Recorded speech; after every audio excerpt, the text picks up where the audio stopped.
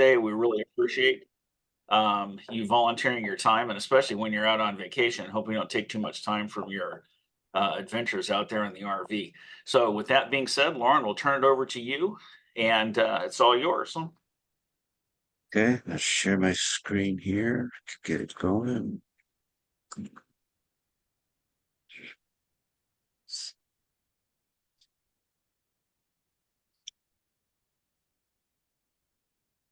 All right, see my screen? We can all see it. All right, great. So yeah, I'm Loren Holmquist, Director of Facilities Maintenance Operations at Grossmont College. We have a sister college, Cuyamaca. So our district is Grossmont Cuyamaca Community College District, also known as GCCCD. I'm married. My wife has worked at Grossmont College for about 38 years. She's the athletic eligibility. Got three kids that are adults. My twin boys are both mechanical engineers. My daughter is a architectural structural engineer, and one of our sons got married 3 years ago, and now we have our first grandson. So into a new fun chapter of life. So that's been really cool. So I've been at Grossmont College for about 11 years, and I've been the facilities director for 8 years. And about 7 years ago, the president at that time asked me to do a space inventory of the campus of how many office spaces do we have available, who sits where, how much storage do we have or not? Are the offices being utilized well? Could it be done differently? Could it be done better? How are the classrooms being used? Is it efficient? Could this maybe, as we explore this more, could there be savings in costs and maybe electrical and that kind of stuff? So I attempted what I could on my own and realized it's a very huge, daunting project, as many of you could probably understand. So I asked the president, "Hey, can I get help from or with the vice presidents and the deans?" And they did help. We walked to different spaces and stuff, and we had some success to at least see the problem. Wasn't really able to come up with much solutions, but we saw the problem. So ever since then, I've always had this as on my to-do list on how can I better get inventory of our space and the utilizations and our standards. And the opportunity never seemed to play out right, but things started to change. And COVID was one of those factors. So before I get into more, I want to give the definition so we're on the same page here of what I'm going to be talking about today. So when we're talking about utilization, it is the amount of time rooms and stations are actually used. Utilization standards address utilization on an hours per week basis. And then space standards are used to determine the amount of space needed in buildings to suit programmatic needs. They are the amount of space measured in assignable square feet allocated on a per student, per faculty member basis in buildings. And then many of you probably already know this is one of the things that did come from the state is classroom space per station. A station would be like, for example, how many students, where they sit, or how many office seats do you have or seats do you have in an office. So, but here specifically with classroom space, the computed average space per station in both existing and future classroom, seminar room, and services areas shall be 20 square feet per student station. And in the past, it has been 15 square feet. It is too tight. And especially as teaching has changed, where there's a lot more of moving your desks around and more interaction, group gatherings within the classrooms, 15 square feet is enough. You really need to have 20. So it made sense that the state was asking to do this. So here's where I'm going through my presentation here is here's the process. Step one is the need, and then the implementation and the results. And like I mentioned before, I tried to do some of this in the past and just couldn't really get anywhere. And what I started to realize is started looking for natural changes that are happening within the college that maybe I can take as an opportunity for other changes that such as space utilization and standards. And that's where I started to get traction because changes were happening. So as you know, with COVID hit, we had a budget crisis, half the students on campus now. We know we have a financial cliff that's coming. We got to rethink and rebudget. We have to downsize, and specifically, from my perspective, we had to downsize the amount of workers of maintenance and operations custodial. But the reality was, even though we only had half the students, we were still using 100% of the facilities. But as we're decreasing the amount of workers, maintenance and custodial, is still 100% of the facilities. So something's not working here because the lens that people have in the district is if we have half students, we should be using half the people, half budget, whatever the case may be. But it really doesn't equate that well if you're still using 100% of facilities and you got to have the manpower to do so. So I'm going to jump into this here. So the initial need, as I saw things were changing, here's an opportunity that maybe I can implement some of these changes. So the initial need is to reduce square feet of cleaning, maintenance, and utilities due to budget constraints that have reduced maintenance and operation workers. So I went to the president and I asked, hey, can I just take a baby step? Can I do a little experiment here to see if this might work? And she agreed. Dr. Winsenhut, she was very helpful in this whole process. She's been with us about 2, maybe 3 years now. So anyways, I met with instructor operations who does the scheduling of classes to move Friday classes out of low use buildings to other more utilized buildings. Then low use buildings were shut down, which resulted in no cleaning, HVAC, and electrical needed on Fridays. And this actually was starting to work.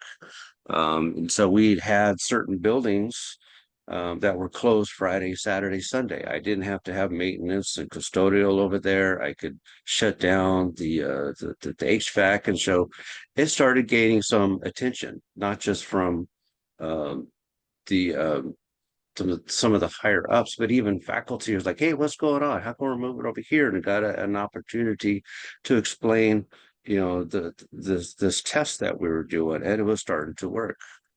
So then I went to the president and I says, hey, can we take a next step, a bigger step? And she was very gracious on this. And so I made a request to the president to do a third-party full space utilization study. The president agreed to save on costs due to the upcoming financial cliff. She was willing to try this out. So we hired a DLR group, they're architects, engineers, to assess our campus through the drawings and data that we provided. They then came out to the campus and did a visual inspection. The great thing about, not to sell them, but just so you have a background, DLR group, they are nationwide, and they do have a small division that specifically does space utilization like this. And the one woman that took on the project, she was fantastic. She does this with community colleges and four-year universities across the whole nation. So what was great was she's not only going to take all this data and analysis and compare it to us and other colleges in San Diego, and not just California, but what does it look like when we start comparing it to other states in the United States? And it really started gaining more buy-in because it was a very comprehensive study. So here's just to jump into some of the key findings that came out of that. Limited classroom use outside of peak hours. So what was happening is they noticed that the classrooms or the classes were being scheduled from 10 a.m. to 2 p.m. as a peak.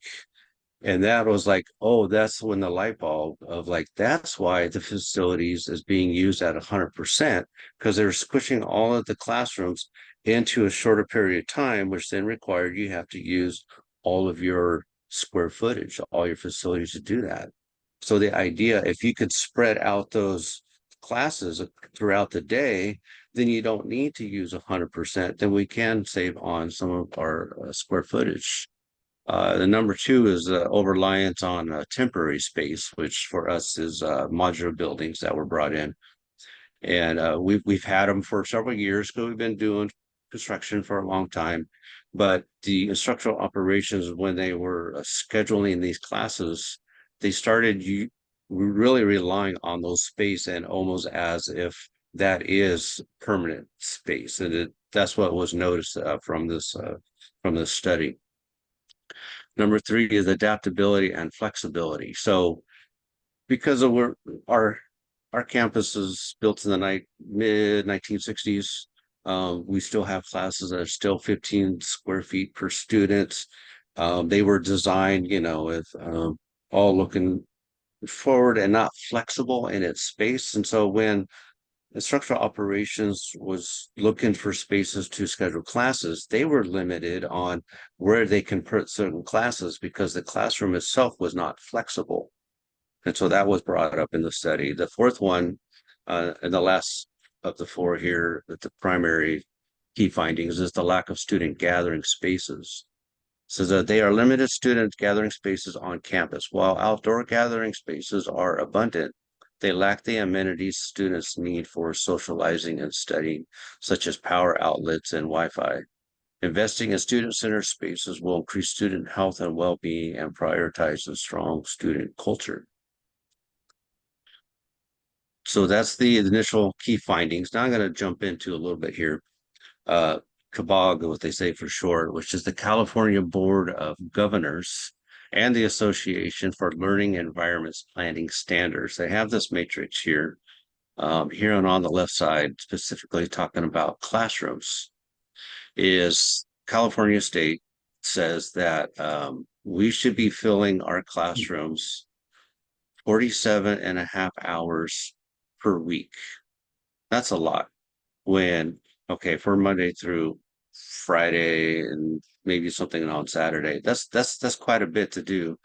And over here, our district doesn't have a standard for that. So that brought to light, hey, maybe we need to start thinking and diving into this more and create a standard of how many hours do we say as a district that we should be filling our classrooms per week.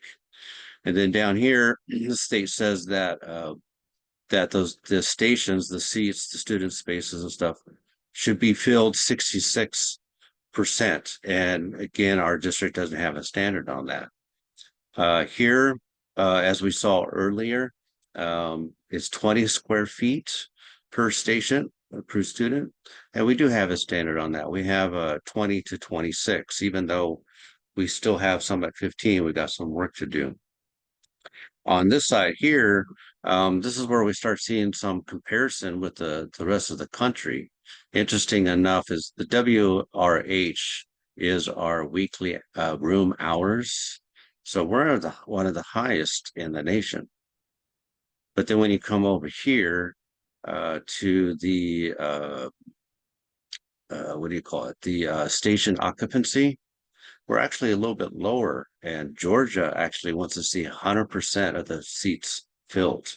And so that was really interesting to see the comparison to the rest of the state. Then here, the same thing about looking at some of the labs. What does that look like? So they even broke it down to how much square feet should be in different types of labs. Like we have administration of justice, it should be around 35 square feet per student. Then you'll see like chemistry should be 130, all the equipment that's in there. Even some of the English labs is 35, or, chemistry, geology, those kind of things. Here on the right side is we have the average weekly room hours for a lab is 25 instead of 66. And again, our district doesn't have these standards, so we need to start looking at that.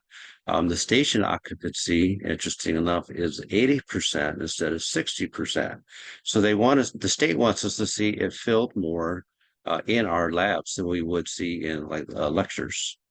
And then assignable square feet obviously will vary 35 to 115, like is what's listed here on the left side. Here are just some more interesting facts that kind of helps build to where I'm going on my case here. The breakdown campus space types represented in the adjoining pie chart shows a healthy split of spaces across the campus. The majority of campus space, almost 40%, is dedicated to instructional space. Workspace is a little high for the campus, representing 17% of space. A preferred metric for workspace is around 15% of space. One category that appears low is student-centered space at just 3%. This represents student lounges and gathering spaces devoted to student use. A goal for student-centered space would be closer to 7 to 10% of the campus. Overall, the matrix fall close to the preferred space matrix that are based on the space needs calculations developed by the California Board of Governors and the Association of Learning Environment Planning Standards. There's some different more graphs and more data that helped out here. When you're looking at existing space portfolio stations per room by our standards. So this is our district standards, not the state standards. Grossmont College has also classified specific station counts, number of students, usable desk in academic space in coordination with a room standard size. This creates the assignable square feet per station average between 22 to 26 per square feet. So by looking at that, what meets our district standard actually was showing really low, what's in green. And interesting enough is these buildings here on the lower or mid left, right, or mid right, those are all modular buildings. So it did kind of start to show, yeah, we are leaning and depending a little bit too much on modular buildings. Then stations per room by our district standards. While most of the classrooms in the Southwest Quad met these standards, many classrooms to the rest of the campus did not, especially in some of the older structures. Classrooms that do not meet the standard tend to be overcrowded and are the frequent subjects of complaints by faculty and students. So we even saw that in the modulars, but you'll notice, which I'm going to talk about more, is these buildings over here, buildings of the 50s. This is where we saw there are 15 square feet per student instead of 20. But according to the state here, California Board of Governors standards establishes a standard of 20 square feet per station for all classroom space, regardless of room setup or size. There are more classrooms on campus that align with the CBOG standard than there are classrooms that are aligned with the district standards. And you'll see that here in the graph here. So I'm going to shift a little bit now. So that's talking about classrooms, lecture space, and labs. Now I'm going to look into workspace. This one I thought I found very interesting because when I thought of, let's say, office spaces, how much square feet should a full-time faculty get? That was my thinking. That's how I kind of worked on before, especially when I'm like looking through Fusion and stuff. But here it says that 200 square feet for each full-time on-site faculty equivalent, which is meant to include enough space footage for the following: all office space for both administrative and faculty positions, all break rooms, workrooms, and office storage, all conference room space. So the count, the faculty count that we're required to have, that then drives how many square feet we should have in these spaces of office administration and workrooms. And I never realized it was actually clumped into this calculation that it is. So that kind of opened my eyes on how I approach things now. This chart here is forecasting of where we're at currently, and where if we keep going in the right direction by 2029, what it would look like. This screen here, I'm just zooming in a little bit. So here in classrooms, you can see currently with this dark green line at the top here is we have way too many classrooms. And here you can see, here's our modular point. That's even if all the modulars were gone, it shows that we still have enough space on campus. And then by 2029, you can see where we should be. And you can see the same example in your study space is a little high right now. General use is a little high. Workspace, interesting, it shows high, but as time progresses in forecasting, because we might need a little bit more by the time we get to 2029. Same thing with classroom lab is it's a little bit high, but we're still going to need more. So this become a popular topic right now is we have too much classroom and in reality not enough lab. So already we're starting to think on when we're master planning our facilities, are we truly getting enough labs that we need, especially when we start forecasting? And can we better utilize the classes we have? Maybe we should take some classes and convert them into labs and better utilize the square footage we already have, as opposed to adding square footage to new construction. So this slide here, this is showing classroom time by day analysis. And this is where they came up and discovered that from about 10 a.m. to about 2 p.m., this is the peak. And let's see, Monday and Wednesday, the darker color here, you can see it. And then Tuesday, Thursday is a little bit higher, especially during the peak time. Fridays is very low. Saturday, almost non-existent. So this, again, supported that my first baby step that I took up. Hey, let's close down these classrooms on Fridays and just move them into more utilized spaces so we can shut down those buildings. And this helps support that idea here. But if we can spread that out, these classes out, then we can reduce the square footage needed. Just another chart just showing here, right here, this dotted line is showing where the state would like us to be at 66% filled. And so we're doing great on some of them. And interesting enough, we are using modular buildings to get to that. And then we do have, quite a bit also below that. So we have some work to do. And what's really been good about this chart is, especially in the last couple of weeks, we've been having meetings. We brought in a consultant. We did 2 days of meetings with the president, the vice presidents, the deans, and some other faculty and key people. I've started to deep dive into, we need to rethink what class courses do we offer? When should they be offered? In what space should they be in? Do they have to be a lab? Could be in a different building? This has really sparked some fantastic conversations that really that we've had before. And so like down here is like, whoa, what's this one way down here at the bottom of this chart? What space is that? Do we really need to have that class? Is it really even that profitable and essential? And so great conversations have been coming from this. Okay, I'm gonna switch a little bit. So we had DLR group come out. We had this whole survey analysis, and here's the recommendations. The first one is fewer modular buildings.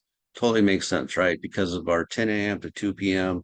our over-reliance on the modular buildings. The second one is student-centered spaces that they mentioned before is we can look at spaces that inside buildings like library, wherever the case may be, especially when we're doing our facilities planning, let's make sure we're planning well for student spaces in mind. Student-centered spaces in mind. Energy consumption, reduce building operations at lower occupied time savings on energy consumption.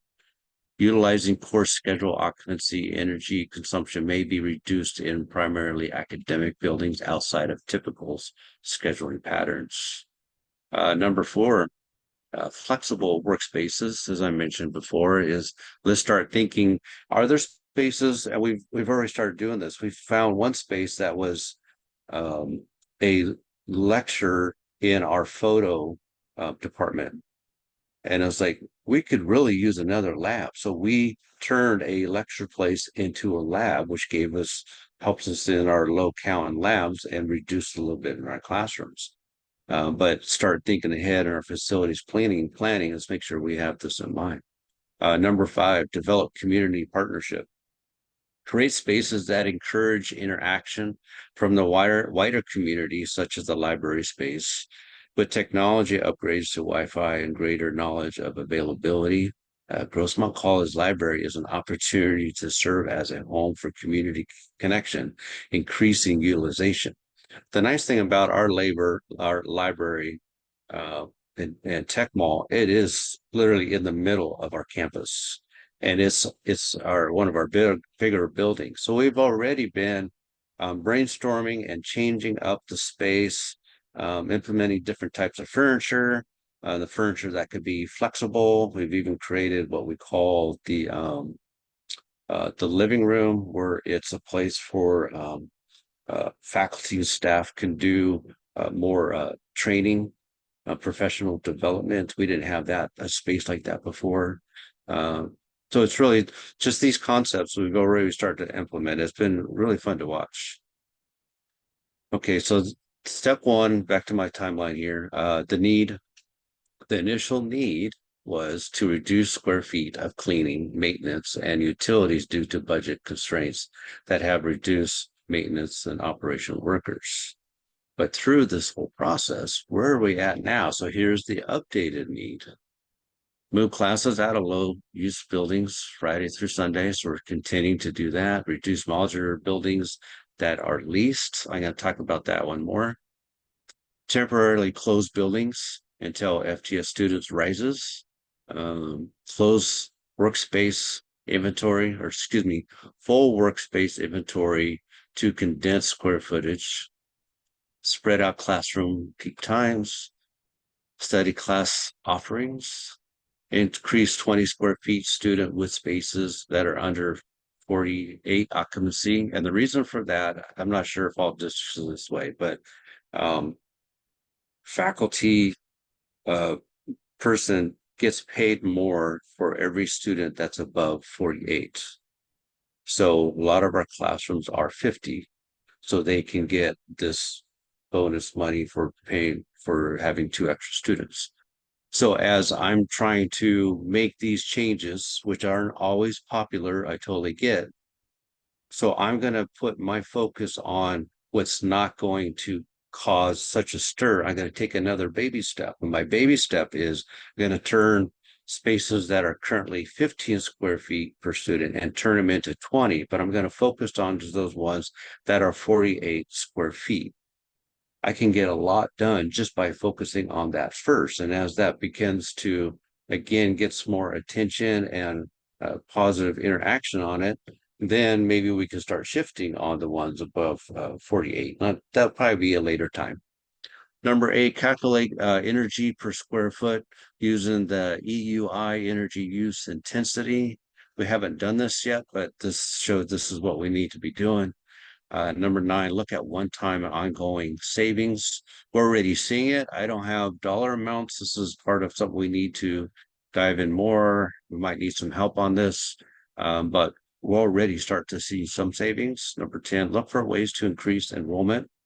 Enrollment equals dollars. That's pretty obvious in what we got to be doing across the nation. So back to my outline here.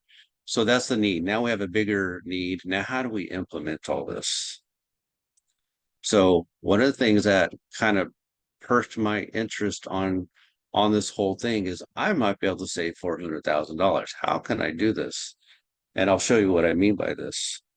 So this screen here, now that I'm in step 2 implementing, basically just restated here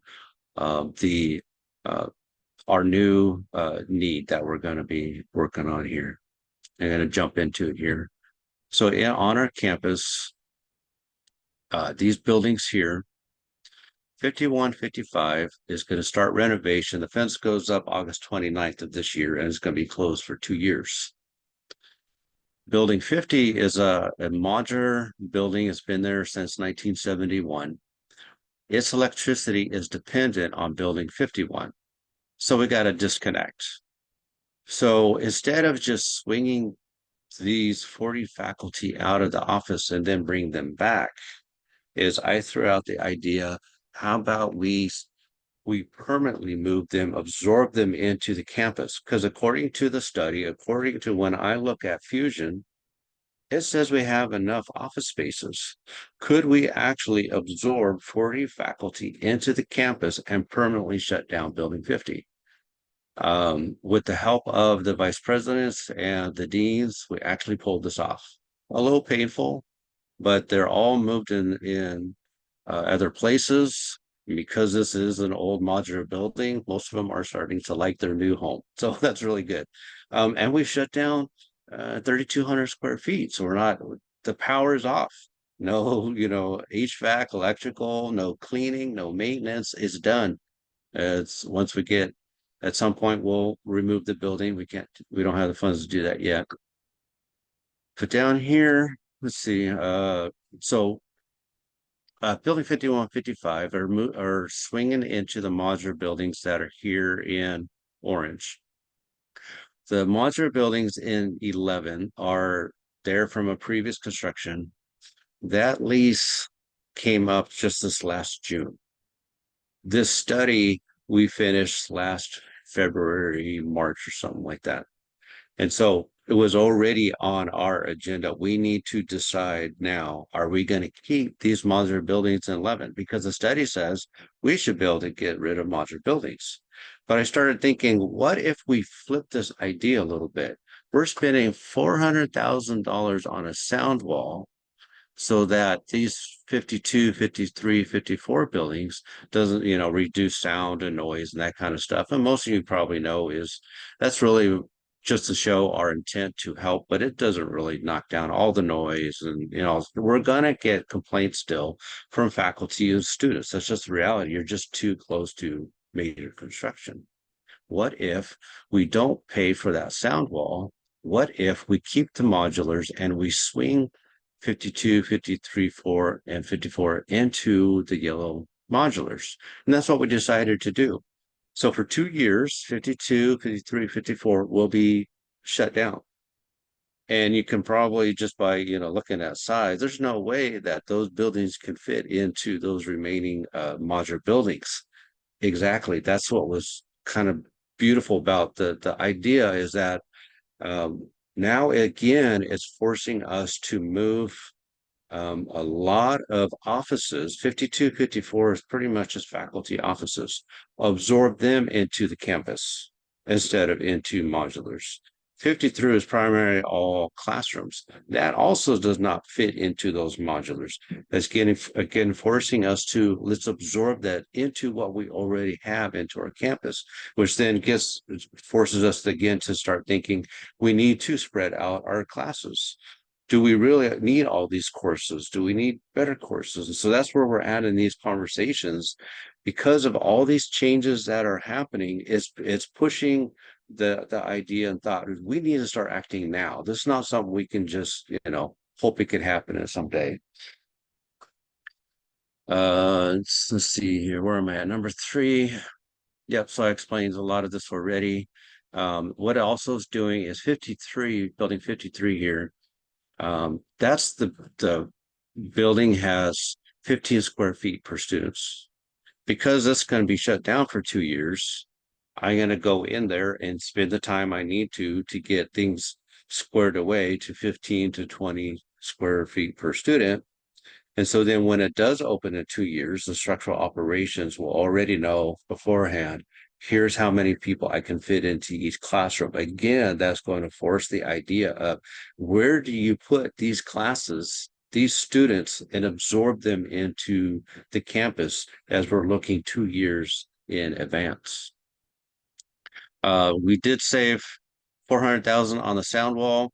I mean, you got to pay for the lease of the modulars, which was less than the 400,000. It was somewhat of a wash, but at least the 400,000 gave us the the initial idea to say, hey, we need to really look at this, and we are saving a cost on the HVAC, the electrical, the maintenance, the custodial.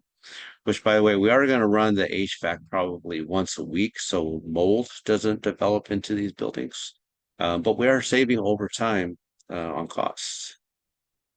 Another thing that happened, I think I mentioned already, is requires full office. Oh yeah, so it requires full office inventory of space and people to find available office stations. So now the classrooms. We're trying to again. We shut down 50. We went through that rigor, that those pains of moving 40 people, absorbing them into campus. Now we got to do the same thing to the offices that are 52 to 54. That's about another probably another 60 faculty we got to absorb somewhere. And so again, now we're getting back to spatialization, the inventory of offices. So how do we pull that off? This is where Fusion comes in. So in Fusion, I'm going to zoom in here.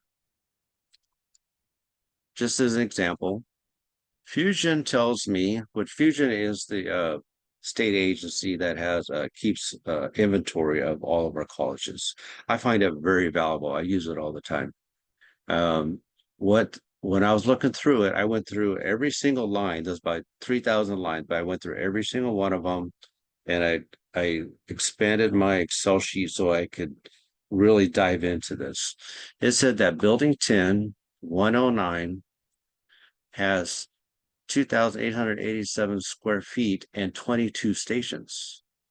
But when I look at the drawing, it's an open space with cubicles. So Fusion doesn't show cubicle spaces. So what I did is I went to in all the drawings and did this in Bluebeam, and I drew out all the cubicles and I numbered every single station that's now in 109. So now in my Excel sheets here, I listed it out 109 number 2, 109 number 3, and so forth. And so with the help of the VPs and the deans again, is they're now starting to fill in who actually sits in that space. Who do they belong to? Are they full-time? Are they part-time? Are they classified? We have never had an inventory like this before at our college. And this is the first time we have that. We never had the drawings to even support that. So I finished all the drawings, the Excel, and we're still continuing to fill in the Excel sheet. It's also helping out the district. The district wanted to also know who sits where and those kind of things too. So this information is now helping the district in that as well. Let's see. Okay, so back to my outline here. So that's the implementation. So what's the results? Where are we at now today? I've told you a little bit as I've been going here, but we are just getting started. We've been into this maybe, I don't know, probably about a year at least from my first involvement in where we're at today. It feels like we're literally just getting started. We have a long ways to go, but I'm so happy we're actually taking steps. So that's where we're at now. Here's a few things we began to see. We have reduced 30, almost 33,000 square feet of custodial cleaning and maintenance, true inventory of workspace, tightening workspace need, begin to match course offerings to student need. We're starting to see that. So for this fall, we've already changing our courses and course times starting this fall. I could not believe that this was actually going to start happening this quick, that the president, the vice president, and the deans are taking this serious and seeing how this can be helpful, not just in our budget, but in so many ways on just what do you call it, the students desire and to see what Grossmont College is doing, maybe rethinking our courses, maybe it's something courses that are more of an interest to the students, also spreading out the time so it gives more opportunity for students to come to college. So it's really gained a lot of attention. Number 4, condensing classroom scheduling and fewer classrooms. So we've been working on that too.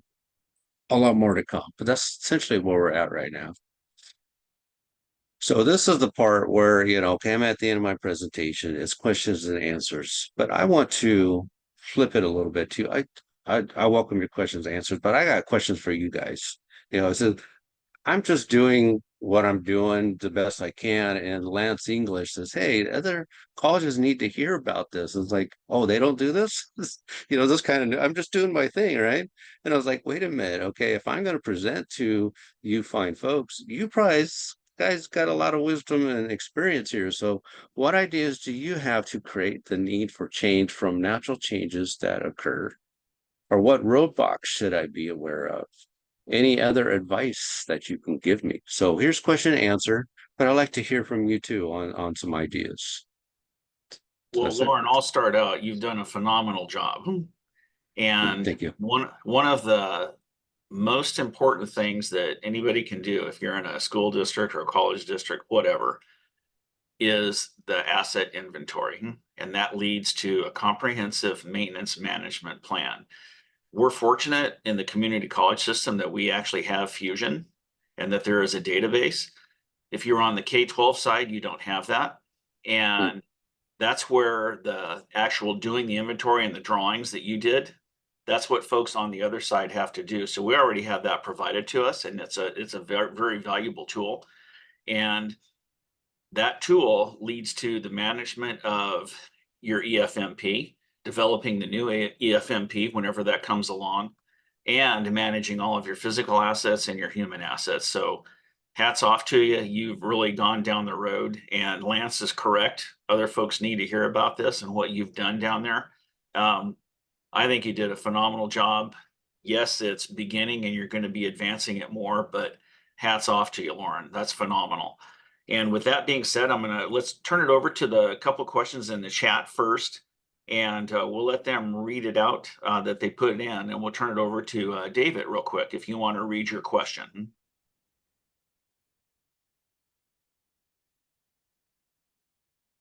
Hi. Yes. So I was going to go back to the spreading out of peak teaching times from 10 a.m. to 2 p.m. Did you see any pushback or get any pushback from faculty in terms of changing their schedule, etc., and how did you overcome it? Yeah, definitely got pushed back. We're still in progress. Um, the vice president of academic affairs and the vice president of student services, they get it. They understand this whole um, analysis, this process. They do a great job on communicating it down to the deans, the chairs, and faculty. There is a lot of pushback. I think part of it is because of with COVID, it was like, oh, you're going to force me home. And then later it's like, oh man, you're going to force me back to the campus. During that process, it's like teachers only wanted to teach from 2 to 10. They didn't want to have, especially when they were home, they didn't want to have to, do other times. And so they got into a nice, comfortable mode of doing it. And now again, we're asking them to kind of change back to ways things were a little bit, spreading out through the day. It's slow, but I think the VPs and deans are doing a great job on trying to communicate it, given the reasons why. And it's slow, it's going to be painful, but it's happening. Thank you. Loren, do you happen to know what the percentages of the courses that are taught off campus? Or if I got it right, it's because it's changing in fall. I think I would say we're close to 50-50 right now. I know that's not the right number, but close enough. For about 50% off and 50% on. And then do you happen to know how much of the enrollment is still declined from where it was at pre-COVID? Yeah, so we have increased, which is good little by little. I think our latest is we've gone up 12% this last fall, something like that. So that's good. But we're still about half the students.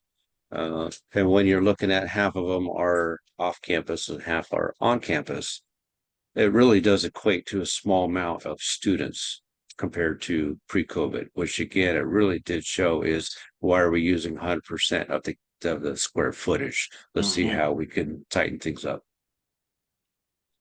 All right, going back to the chat, Hussein, we'll turn it over to you for your question.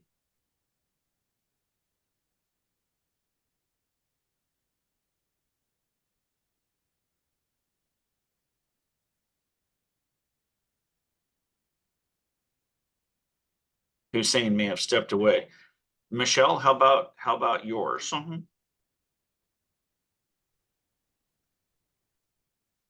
Hi. Oh, hang on. I'll come on video. It wasn't really a question instead of more of a comment, but I do have a couple of questions. But definitely the inventory, not just for, energy savings, but also for the emergency management. And I learned that just being at San Diego Gas and Electric and moving cubicles and the need to know who's where in case there is an emergency. But so that's can be a point that if you needed to sell your leadership on, I think it's really important too. But I did have a question. Are you now measuring the energy consumption savings, or do you have plans at different points in time where you're going to look at how this is panning out for you or is it too early, really? That was my first question. So we would definitely want to. My efforts for the most part have been getting up to where we're at today. I haven't had time to really dive into the energy savings and costs and that kind of stuff. It needs to be done. And we're probably going to need some outside help of some sorts to be able to, really dive into it. Part of it is I'm not pushing it so much at the moment because during this whole process, as I mentioned before, is because of natural changes that are occurring. Those changes then bring up that question. Well, how much are we saving? We got to have a new budget plan. And so once those questions start coming up, that gives me now the opportunity and the backup to actually then start diving into it again and asking for more help. Well, let me know if you need anything, and I hope that I'll get a chance to tour this if you invite me to the campus. Yeah. But I do, and then the other thing, are you also doing surveys of your students and faculty, or again, it may be premature, just to see their feelings as they become, how they're responding and if it's increasing productivity or job joy, whatever it is. Is that something Yes, that's a great question. So DLR Group did do some surveys of students before they really started diving into the assessment. They also took all of their previous surveys of students from other community colleges and four-year universities across the nation. So that helped in their presentation. What I showed you is like only maybe 20% of what they kind of showed us.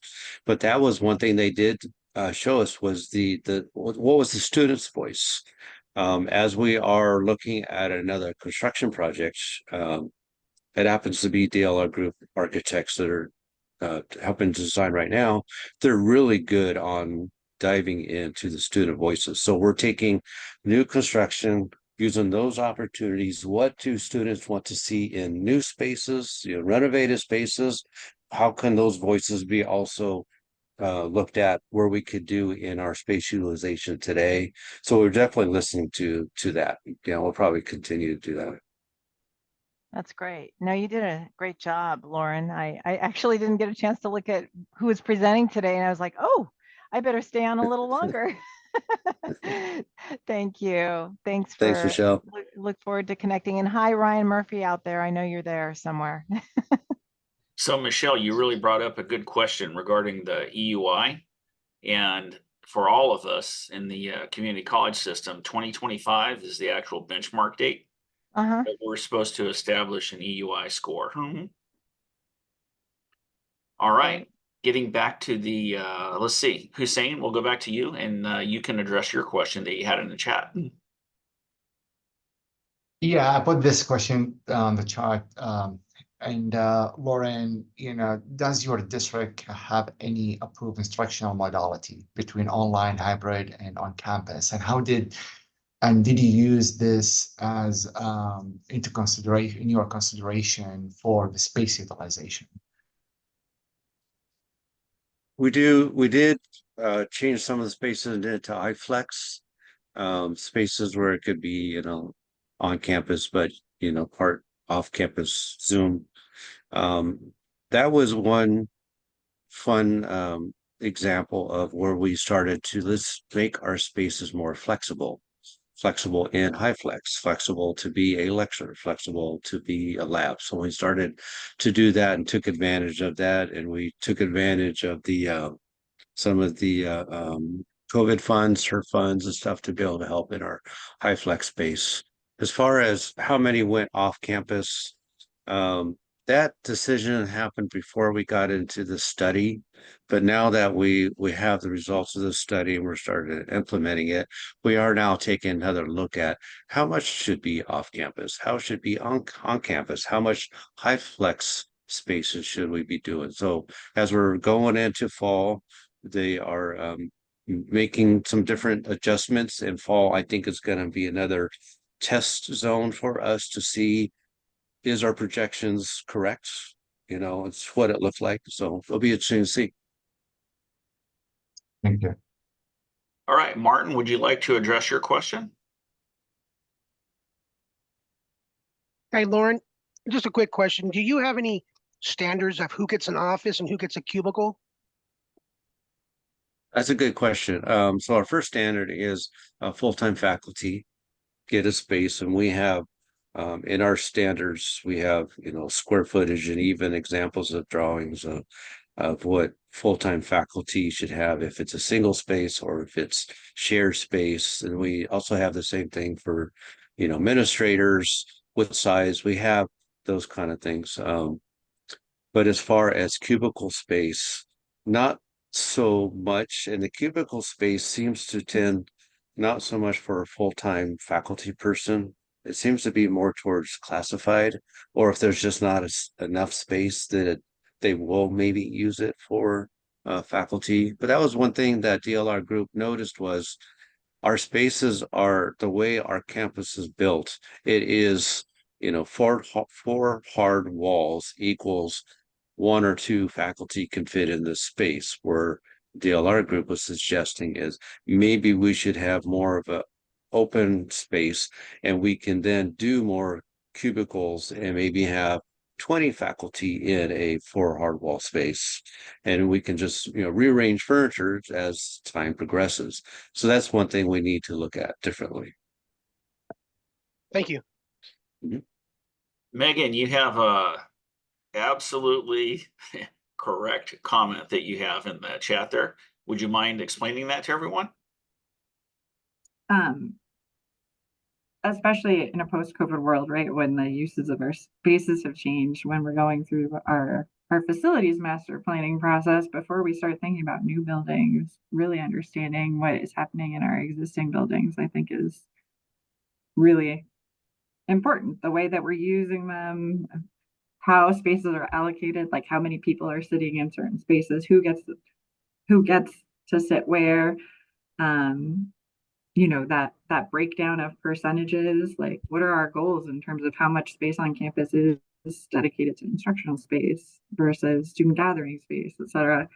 I think is really helpful.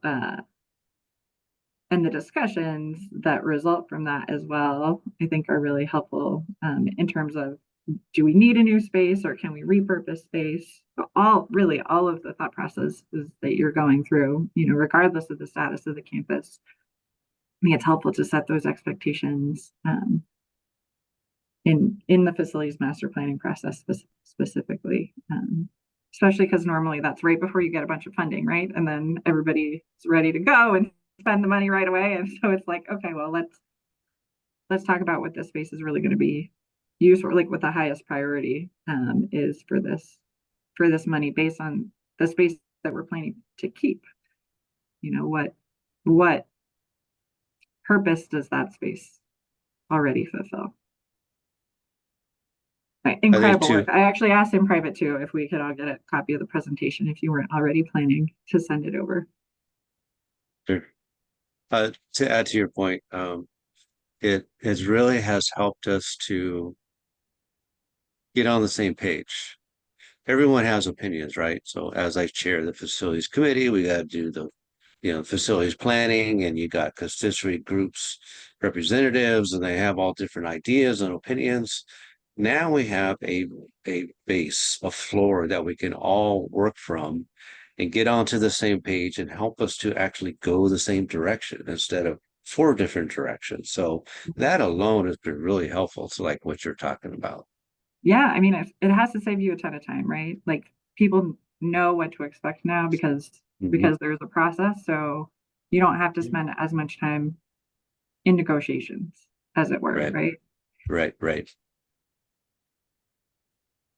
Incredible Well, work. does anyone else have any comments or questions for Loren?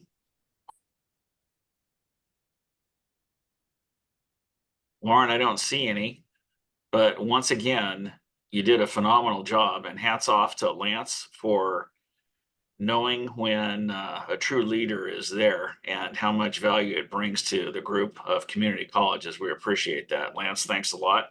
Loren, thank you. And, we all struggle with space utilization, especially after COVID.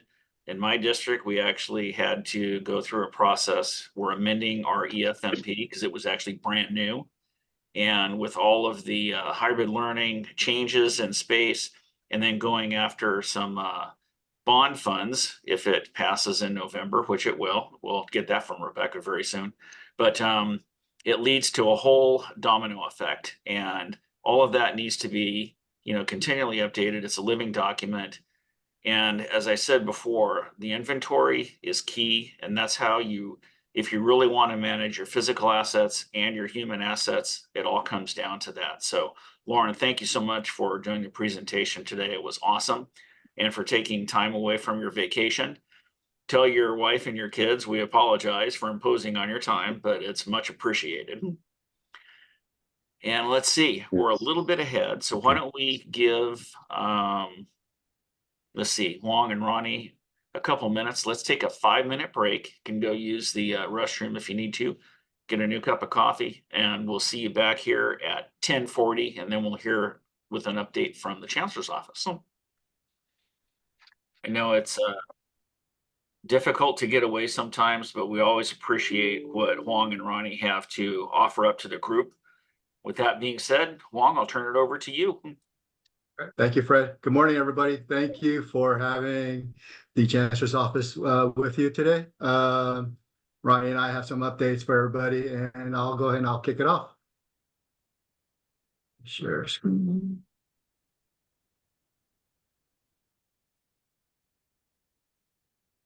All right. Can everybody see that? Okay.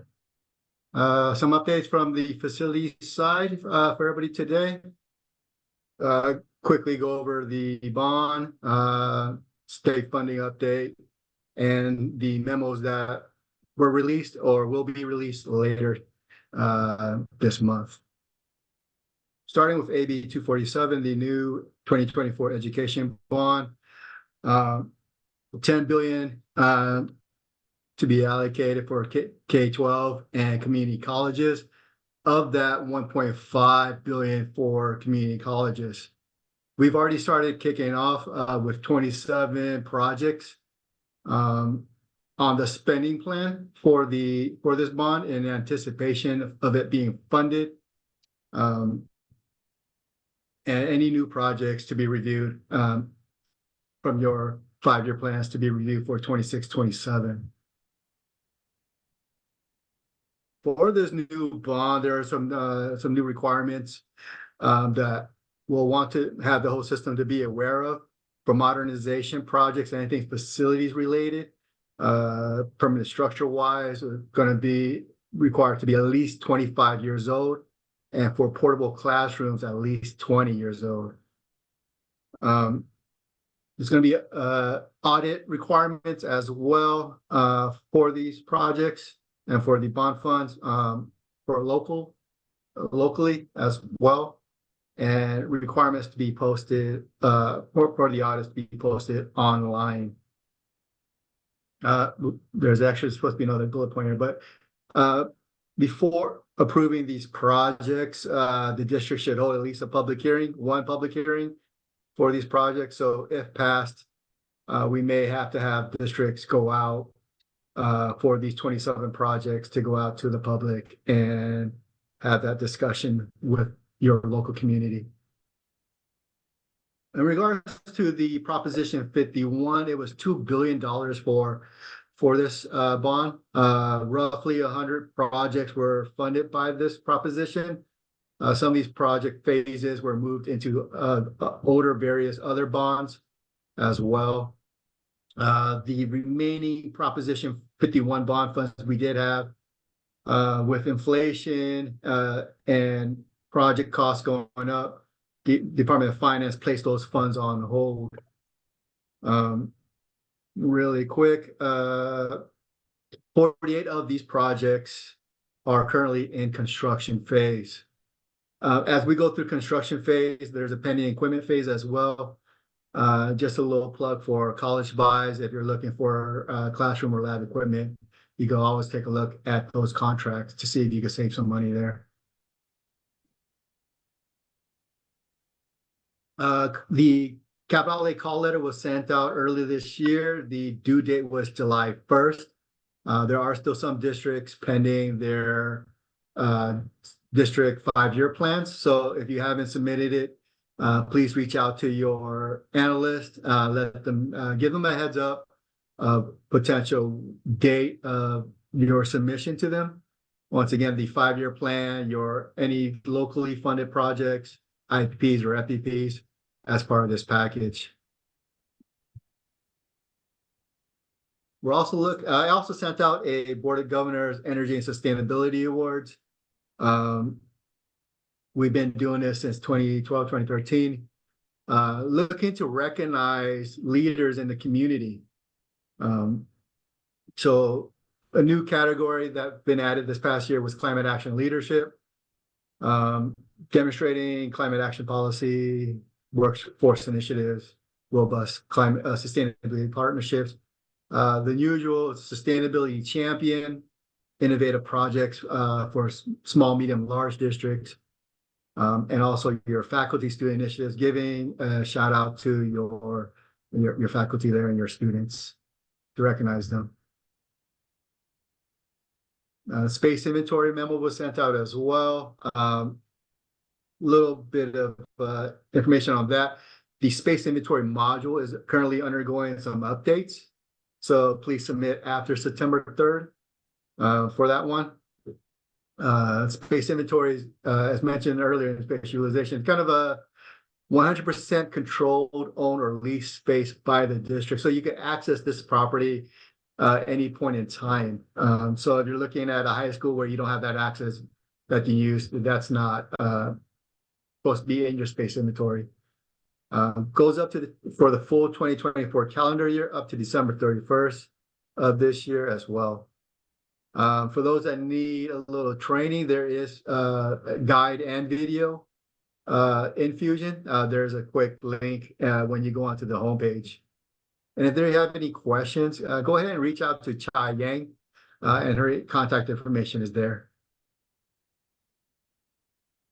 Physical plan instructional support. That memo was sent out a little bit earlier this week. Energy efficiency projects and affordable student housing projects are now allowable as part of PPIS.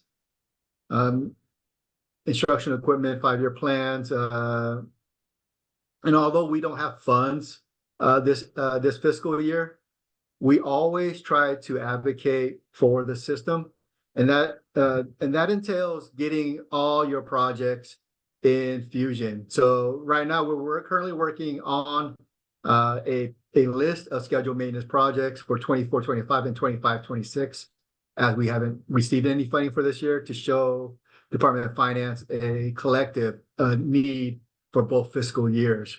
I'm looking at probably over $1 billion at that point. For those that have not spent your prior year funding for your scheduled maintenance project, and need to revise or edit, go ahead and do so. You can reach out to Drew Bott, so that way you can take a look and review those projects. And for those who need a little training, that are new or forgot because you're not in Fusion all the time, there's also Fusion training guide and video as well, as part of that. And I'll show, in a later slide, there's a link that I'll show you. Energy usage calculator memo coming out soon. For this year, it's a total change. No longer an Excel workbook. We will be entering Fusion energy usage data into Fusion as part of a module. You'll see the module in the upper right-hand side where you see your scheduled maintenance, local planning, and project tab area. And I'm sorry, they make that change. For this one, you'll reach out to Drew Bott. Sorry about that. I didn't take out Brian Turner's name. But Drew Bott is now overseeing energy usage calculator. So he'll be able to assist you on that one. Some due dates here. As you can see, once again, 5-year plan was due on the 1st. Reach out to your analyst. Let them know your ETA for your submission, so that way they can schedule properly. August 2nd for Board of Governors Energy Awards. October 4th for space inventory. The 28th for scheduled maintenance. The 2nd for instructional support. And the 2nd as well for energy usage data. Fusion training, as you can see the links here for the training courses. Quite a bevy of different training across the board for that, either in written or video form. There's also going to be a Fusion training in August. The foundation will send out an email for that one. So look to sign up for that one, as it's always free for the system. So take a look for that one in your emails. As for the team, here's a list of the team members for Facilities Planning Unit. As you can see there, you'll notice that Lan Yuan is no longer with us. She will be retired at the end of the month.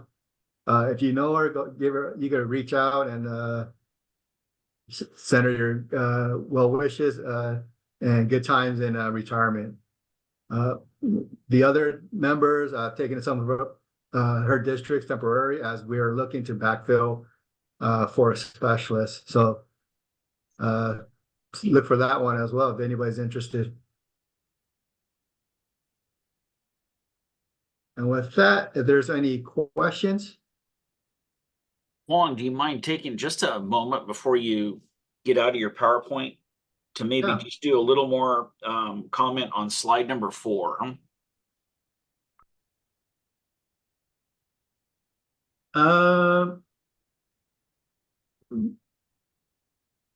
And what in particular, Fred? Is this the one that has the reaching out to the community, a resolution or whatever? Yeah, right here. I can highlight this last line here. Before approving a project or projects, district shall hold at least one public hearing to solicit input from members of the public. So this wasn't written beforehand when we submitted the 27 projects on the spending plan. If it passes, we'll have to have the district take a look and reach out to their community for that to move forward. Okay, and has that been sent out on a letter, or is it going out? Huh? Not yet. It hasn't gone out yet, as this just hasn't moved forward yet. Okay. But we'll take a look. Get Awesome. any information out. Yeah. Thank you. And then one last comment, we wish Lon all the enjoyment in retirement. I actually got an email from her, and she's you guys lost a really, really good specialist. She did a phenomenal job in protecting the public's money. Yeah, So definitely. if you see her again, Hoang, tell her that we're gonna miss her. We'll do, Brett. We'll do. All right, back to you. Any other questions? I can't see. All right, with that, then I'll go ahead and yes. I have a question. As far as the 27 FPPs that you mentioned, they will be submitted to the Board of Governors this fall for approval. Do you know when is that? The 27? Yeah, you mentioned about the 27 projects. The 27 projects. I'm not sure when it'll go to the Board of Governors yet, Hussein, as we're still writing the system-wide 5-year plan report, and they get bundled together. Gotcha. But it'll move forward either do you happen to know the value on the total? above 700,000 or around 700,000. Yeah. Or 700,000 or 700 million, sorry. 700 million, that's what I was. Projects aren't that cheap.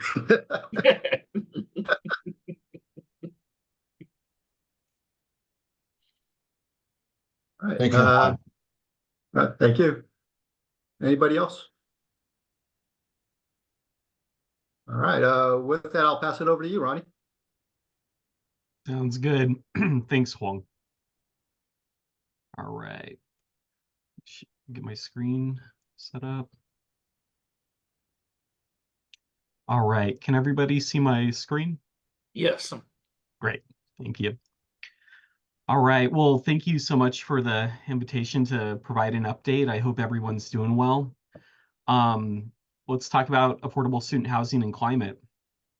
All right. So I'll share the same slide that I shared with ACBO. It's the ongoing affordable student housing state funding saga.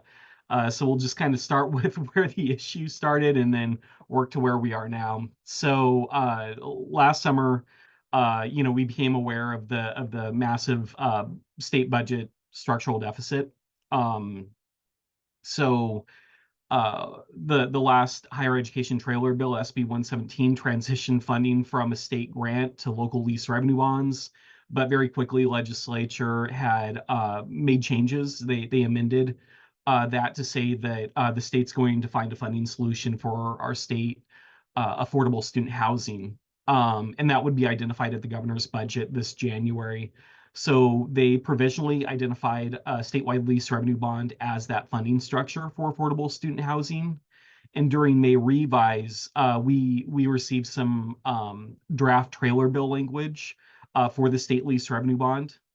And it was proposed for government code. The code's listed there. And for 13 of the 19 state-approved affordable student housing projects that were approved in round 1, which was for the 22-23 budget, and round 2, which was for the 23-24.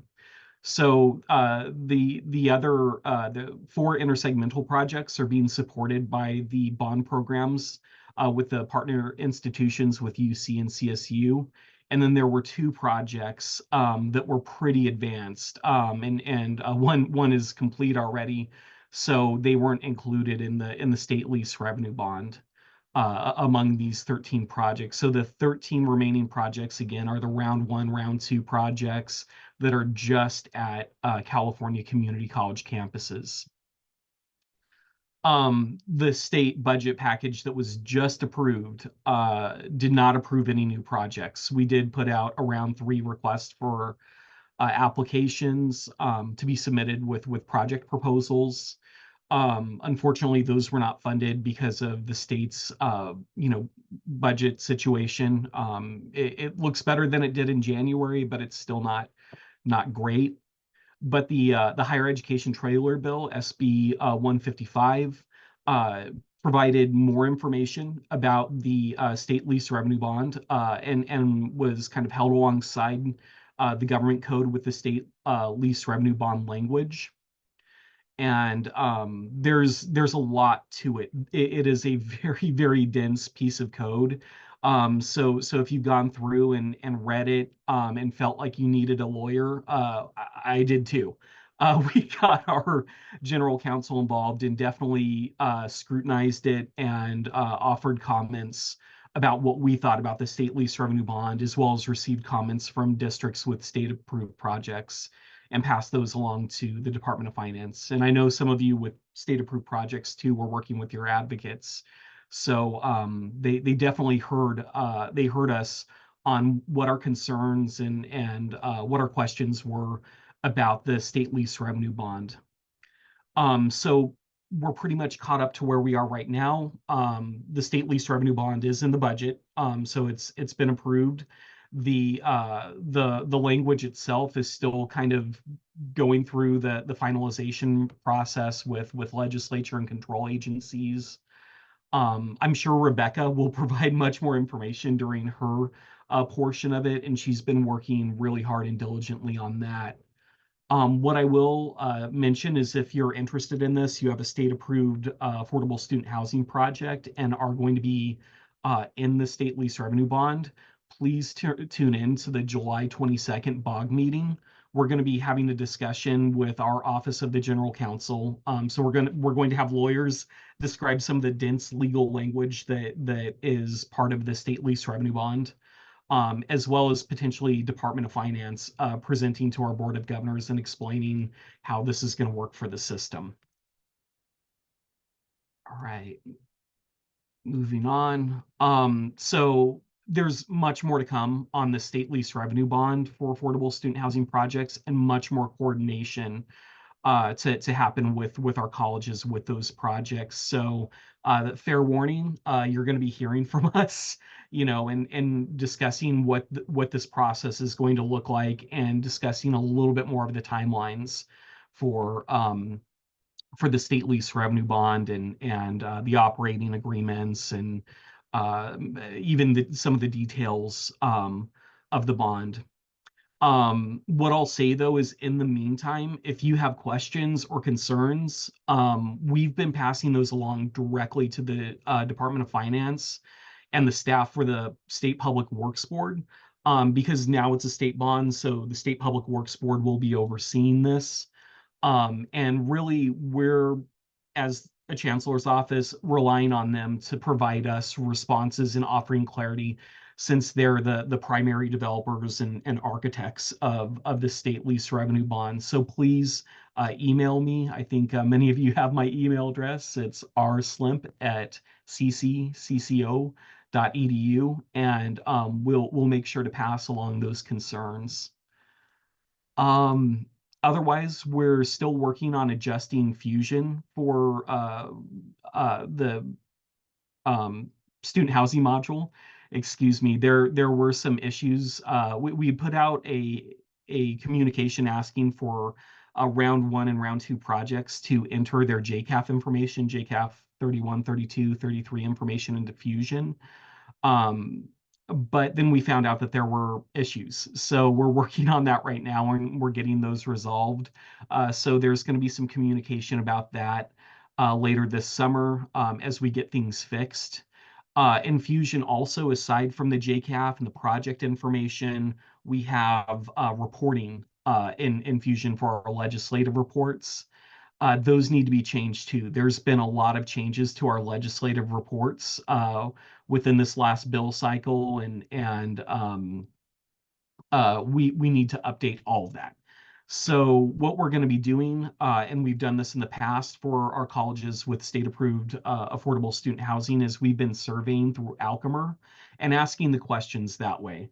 So we're likely going to be doing that again this year. In fact, I'll just put it out there and say that we are going to be doing it that way because we want to make sure Fusion's working exactly the way that we want. And we're not sure, exactly how long that'll take. So please anticipate receiving a survey from us with questions that will ultimately wind up in a legislative report. So we'll contact you on that one. One of my last pieces of information for affordable student housing, or just really student housing in general, if you're locally operating it or you have a state-approved project, is we've launched a full-blown professional development strategy where we're offering student housing virtual forums on a quarterly basis where we discuss topics that that are of interest to our housing operators from across California community colleges. So the last two, we focused on total cost of ownership. We focused on administrative considerations for, especially among new housing operators, on how they brought their program to life and together within their institution, and got great insight on that. We also have a Vision Resource Center community for student housing. And again, it's open to state-funded projects, but also to any student housing operator, whether it's local or state-funded. So you can participate in that. There's a lot of really great resources on there, and of course a community that you can chat with if you want to bounce ideas or find somebody who knows, something about an issue that you're encountering. That's a great place to start. The last thing that I want to mention under professional development is we're actually hosting an in-person conference this fall. It's going to be November 12th at Sierra College, and it's Building for Tomorrow, meeting California Community College students. Oh, last word was cut off. It should be housing needs. But we have that coming up. And in the short term, we also have a forum coming up this July, so at the end of the month, on basic needs. So we've been focusing again on, mostly administrative and operations concerns with student housing as part of these virtual forums, these webinars. But this one will focus on basic needs and understanding housing is meeting, an essential basic need for our students at our colleges. All right, so I'm going to be moving on from housing. There was a lot there. Does anybody have any questions?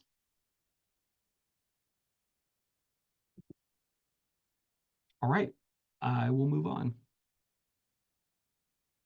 Okay, climate action sustainability. So Hoang already talked about it a little bit, so I won't go too much further. We're integrating the energy usage calculator into Fusion, and it's undergoing testing right now, so that's going to be available soon, which is really exciting. Like Hoang said, no more workbooks. The Chancellor's office is also rolling out its new climate strategy. So it's, coming together literally as we speak. There's going to be 4 areas of focus, facilities, of course, because we have a lot to do with sustainability strategies in our operations and facilities, curriculum, and community engagement, and workforce and economic development, because we're training our workforce folks and our students to understand climate change as an important detail in our lives.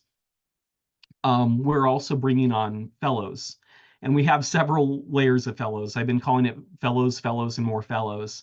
So we have the Chancellor's climate fellows, who we're bringing on board right now. They've been undergoing a selection process. There was a request for applications for climate fellows in May, and at the end of May, we said that we would announce, but that selection process became complicated in a good way because we were overwhelmed by interest with folks wanting to participate in this climate fellowship. Maybe you've also submitted a letter of interest, but the selection process is kind of winding down, and we're going to be making an announcement soon about who the Chancellor's Climate Fellows are. In addition to drawing from the expertise within our system to support with the Chancellor's Climate Fellows, we're also going to be seeking fellows with SCI, who provides graduate and college students to support with efforts like these. So we'll be bringing on those fellows. Hoang has been working really hard on that, and I've been helping him coordinate on that. And then eventually also we have vision for bringing in student fellows from within our system, within California community colleges. That's an effort that's going to take a little bit more time, but it's going to be exciting because we'll have a pretty big workforce dedicated to climate action and to roll out our new strategy that connects with Vision 2030. So that's pretty exciting. Otherwise, Hoang mentioned the Bog Energy and Sustainability Award, so I'll just kind of leave that one alone. But there is a C3 Converge conference that's being hosted by the Foundation for California Community Colleges that's going to focus on sustainability. There's going to be plenty of workshops that relate to facilities planning as well as administrative and operations topics connected with climate change. That's going to be happening September 17th and 18th here in Sacramento. So that kind of wraps things up for me. I'll just kind of put out a request again. Any questions or anything you think I can speak to on this?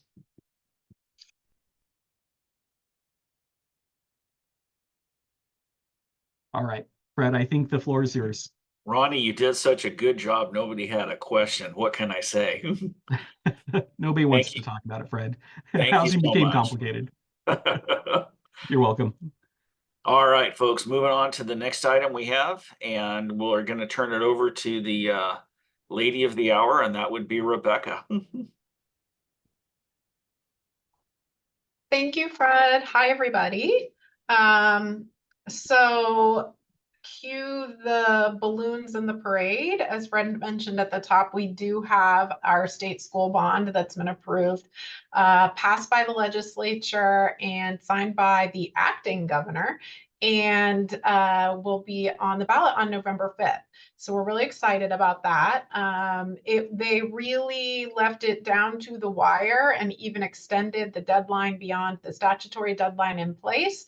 So what that means is that for me this week and next week, I'm running a marathon every day, trying to make sure that we get all of the documents ready for the voter guide and have everything in place so that we hit all those deadlines and targets to actually get all the materials to voters on time so that they know about the bond on the ballot in November. So we'll talk a little bit about what happened, how we got there, final days, and what you all can do to help support the bond efforts.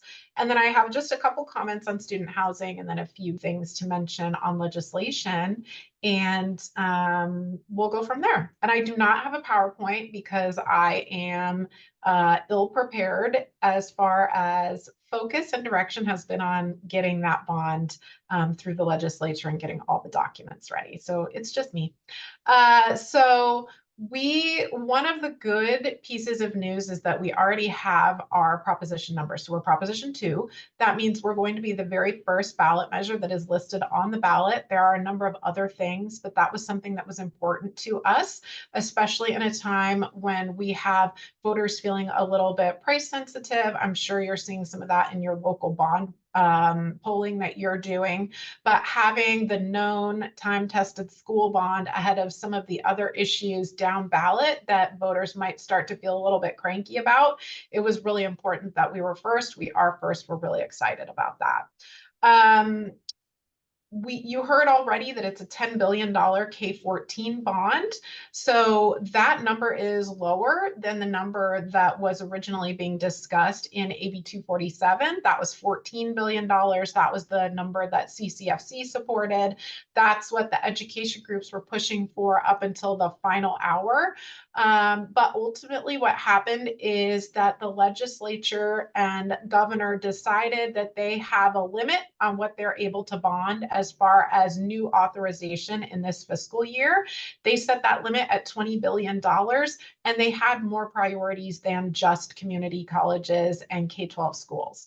So what they also did is they approved a climate bond that will also be on the November ballot, also at $10 billion. Climate bond is a fancy way of saying some of those issues that we've seen in the past. We've had water bonds, we've had parks and recreation bonds. They're kind of taking a lot of those things, habitat and ecosystem restoration, wildfire resiliency, protection against other natural disasters, and putting it all under the umbrella of a climate action bond. They've got a heavy lift ahead of them with that campaign team to really be able to cogently explain to voters what that is. Luckily for us, school bond, we have a proven track record. We know how to explain to voters and get that messaging out on what a school bond does. So in those final days on the negotiations, the fur was flying, things were fast and furious. There were a number of things that were under discussion and consideration as they were finalizing the bond. One of those was whether or not UC and CSU would be included. Ultimately, they weren't. I think there were a couple of reasons. One is just that limit on the dollar amount. You know, at $10 billion, you really can't do all of the systems justice if UC and CSU are also included. We have seen in our polling that there is a vulnerability that's introduced when you include UC and CSU. The last bond that failed was Prop 13. They included UC and CSU in that one. That really there was a concern that including them would impact the viability of the bond, and it's critically important that we pass the school bond in November.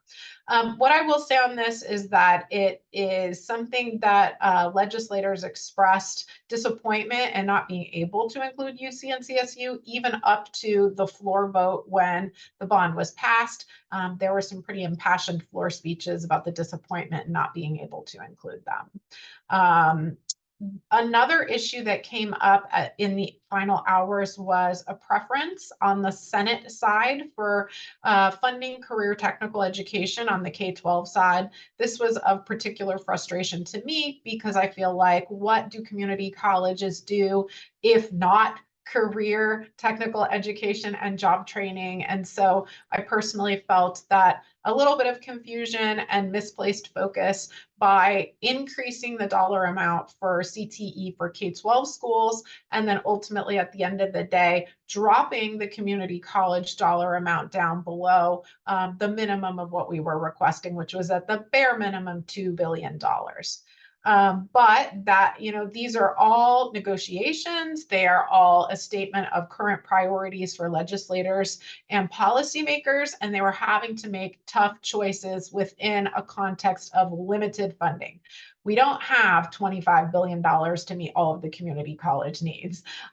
We don't have $100 billion with a B dollars to meet all of the K-12 capital needs. And so they just had to make choices about and compromises in all of those areas. So I say all of that, and the caveat is that we're still so thrilled and excited to have the $1.5 billion, which will go a long way towards those projects, 27 new projects in 25-26, as Hoang said. That is nothing to shake a stick at. We're really excited to have that cash infusion into the capital outlay program, assuming voters pass the bond in November.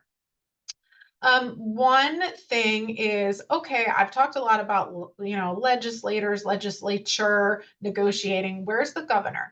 And that's something that we were really waiting to see as the final negotiations were unfolding. And what I will say is that the governor really took a step back. He and his team were not deeply involved in the nitty-gritty of the negotiations. And I think he ended up spooked by what happened with Prop 1 in March of this year, also spooked by what happened with the failure of Prop 13 in March of 2020. And he took a really hands-off approach here, which is a very different situation for us when we're looking at a school bond and what the details and particulars are of that. So that's also really interesting.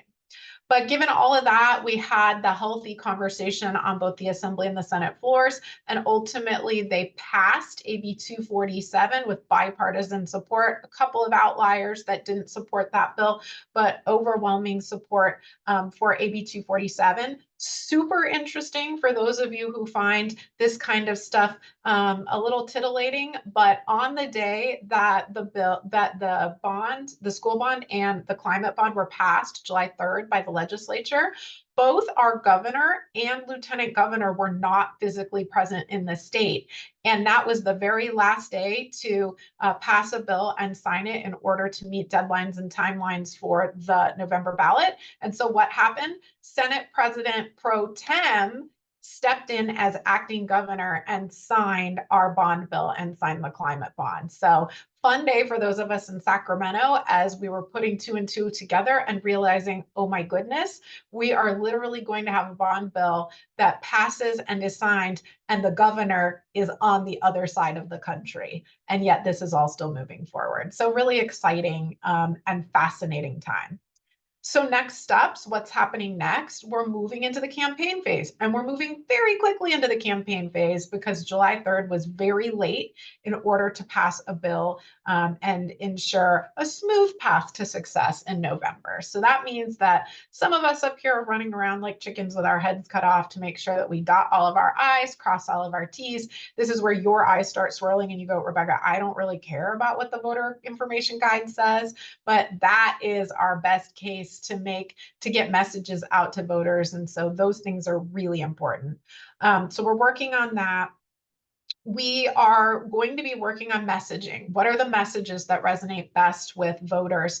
And I will say that community college messages about job training and also about affordable higher education really resonate with voters. So we're going to continue to poll and have a good sense of where voters are on some of these things. But I will say community colleges have a really important role here in helping to ensure the passage of the bond.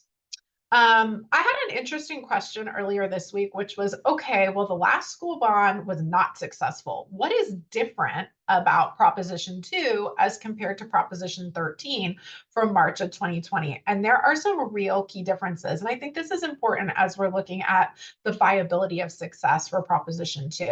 The first is the dollar amount. We're at $10 billion and Prop 13 was at $15 billion. Remember, they also included UC and CSU, so that's another wrinkle there, but that was also part of that increased dollar amount.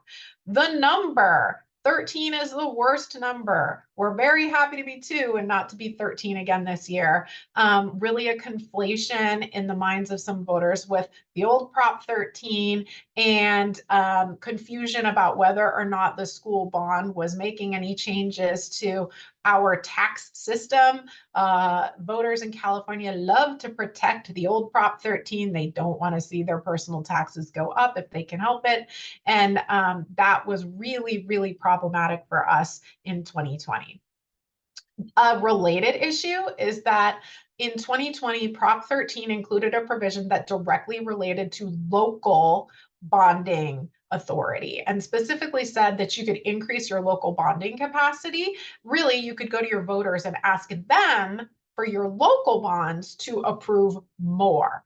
Now, that was picked up by anti-tax groups and those who are generally opposed to these types of measures, but they were like a dog with a bone on that one piece that seems very technical.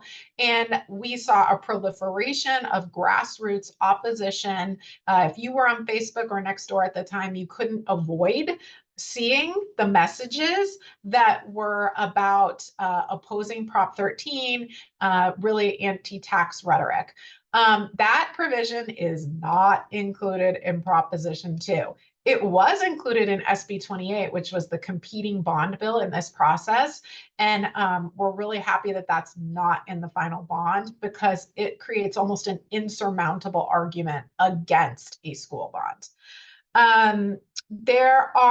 In this process, there were lots of conversations about K-12 and potential changes to that program.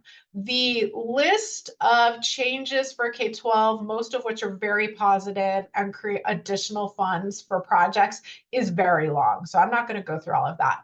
But I do want to just raise for you that there were concerns on the K-12 side that were raised by some groups, not education organizations, but some groups that were asking for a redistribution of the dollars for K-12 to target funds to those districts that have low bonding capacity. The argument being they're not able to generate the dollars at the local level.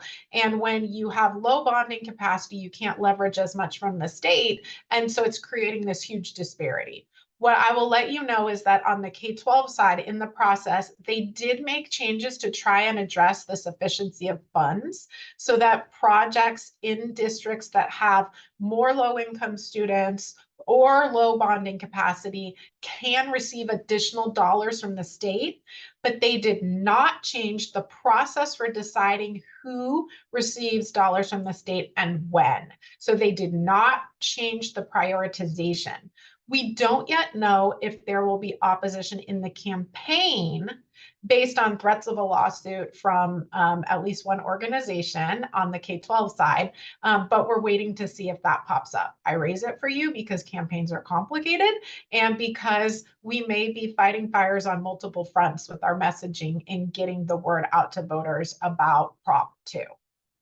Why am I even spending time on this? It connects back to what you all can help us do. So when we get into this phase, voter education is critical. When voters know that there is a school bond on the ballot and they hear positive information about what it will do for their community, then they are apt to support it and we see success. We've only had 2 failed school bonds in the history of the state of California. So getting those positive messages out is critically important. And especially this year, when we know a lot of you are going to be doing local bonds, that is an opportunity to talk about the benefit of both the local bond in your community and the nexus connection with the state in leveraging the local dollars to access additional potential state dollars. And I'm happy to talk with you more if you've got a local bond that you're considering. And then once your board does decide to move forward with that, about messaging around that you might be able to incorporate in the education that you do with your local community members. We're happy to help craft that. And we'd love to be able to work in partnership with you all to make some of those messages resonate with your folks.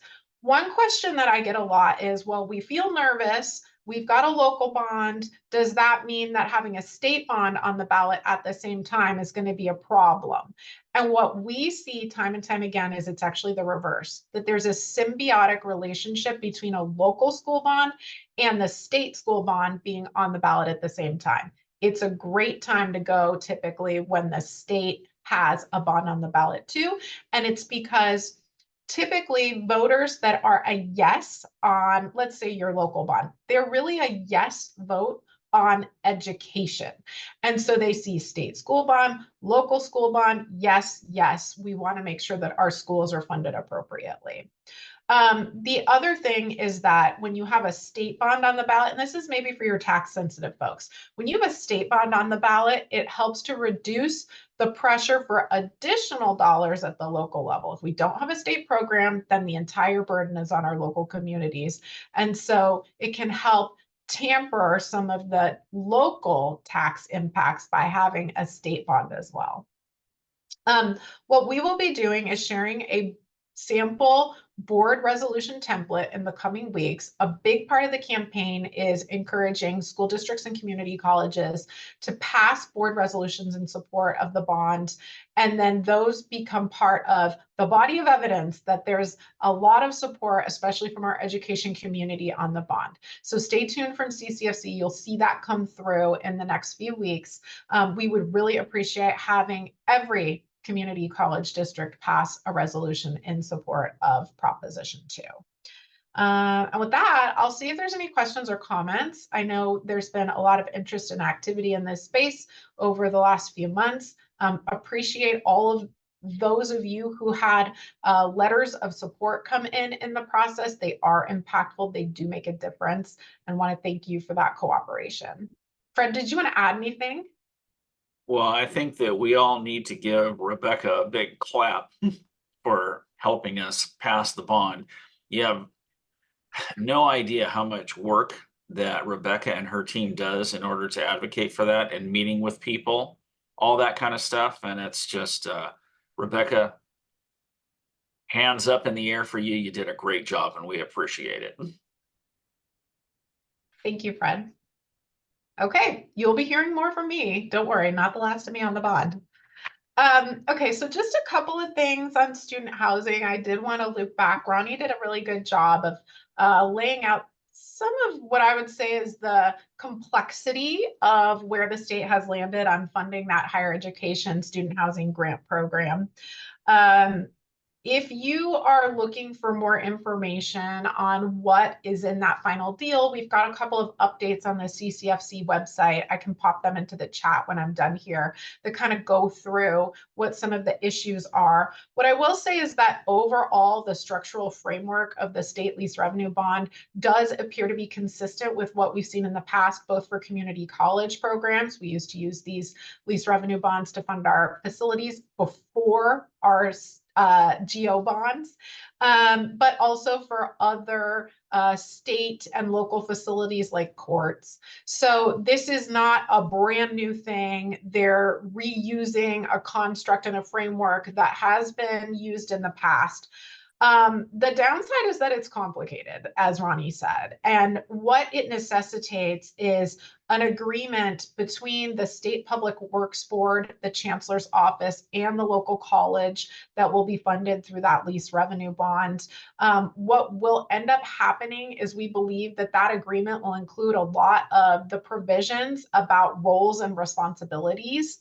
The financing framework and how leases and subleases back and forth between those three entities work in order to allow for the flow of funds from the state to ensure that your colleges are not on the hook for the financing and the construction dollars. That is all complicated. And so one thing that CCFC asked for is that in this process, we've been told what that will look like, but it's been in a trust us, this is what it's going to look like way. And we didn't see that framework in SB 155, which is the trailer bill that was passed and signed to implement the lease revenue bond. So CCFC was saying, that's great. We trust that this will work, but we'd really like to see that language in the statute so that we can understand it. What we have been told is that you will see the language, it will be in those agreements. Okay, great. Can you share us a sample or an example of what those agreements look like? Crickets. So we're still in that process of trying to get there with some assurances from the state. There are some things that we do know, though, and it's about 5 very tiny single-spaced pages of things that we know that are in SB 155.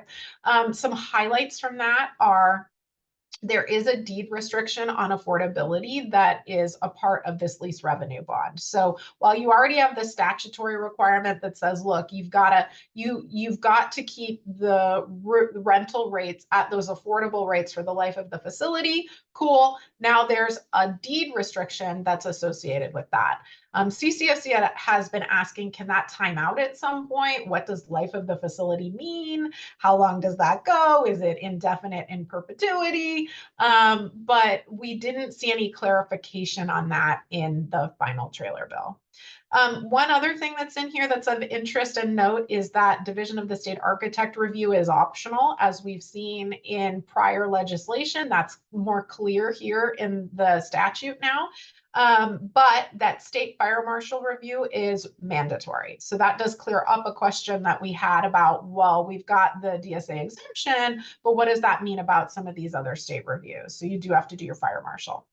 And then another big one on making these projects pencil out on the money side of the equation is there is permission to do scope adjustments here in SB 155. And there's not a cap, but it does say that if a scope adjustment is less, if you're reducing the number of beds by more than 10%, then the Joint Legislative Budget Committee needs to be notified of that. But this is something that you'll be able to work through with the Public Works Board. Now, again, the concept here isn't that we're now just going to totally reduce the scope of all these projects in order to make them work. The legislature and governors certainly want to still see that you're building the projects that you said you would build. But this is a really positive recognition of the fact that most of these applications were submitted back in 2022, and now we're operating in a space where we've had significant cost increases since then. And how do you make these projects pencil out in that environment? It's going to be on the college dime, right? State's not going to give you more money probably. So this is another tool that we have now to potentially mitigate some of those cost increases. Last thing that I'll mention, well, just to tie up kind of where we are with that trailer bill has been passed, it has been signed into law. And so we do have that framework for moving forward on converting these projects. There is still a potential to make some changes to that in August, but I think that there's a pretty high level of exhaustion from the folks that are in the legislature on this. They just want it to be done. They just want to move on. I think that's how a lot of us feel.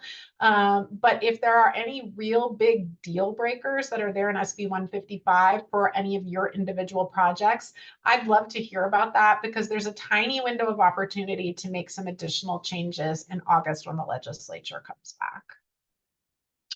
The last thing on student housing is we haven't talked very much about that revolving loan fund since the governor proposed to gut the funding for it. That's the zero interest loans for student and workforce housing loans, not as great as cash grants. So we get that. We've talked before about the details on what is in that lease revenue, or sorry, that revolving loan fund program. The budget this year did zero out the funding for that. So we've never had a year in which it's actually been funded. This is still this program is in its infancy, but there is a bill moving through the legislative process that was tied to the budget, AB 2076, which would infuse $200 million into that revolving loan fund program, but it would be using internal state borrowing. So using our PMIA, which is internal cash borrowing. So that may end up moving forward and being signed into law. It is still moving through the legislative process. And any questions on housing? Any questions on housing? Lots of questions on housing. All right, last couple of things that I want to raise are related to bills.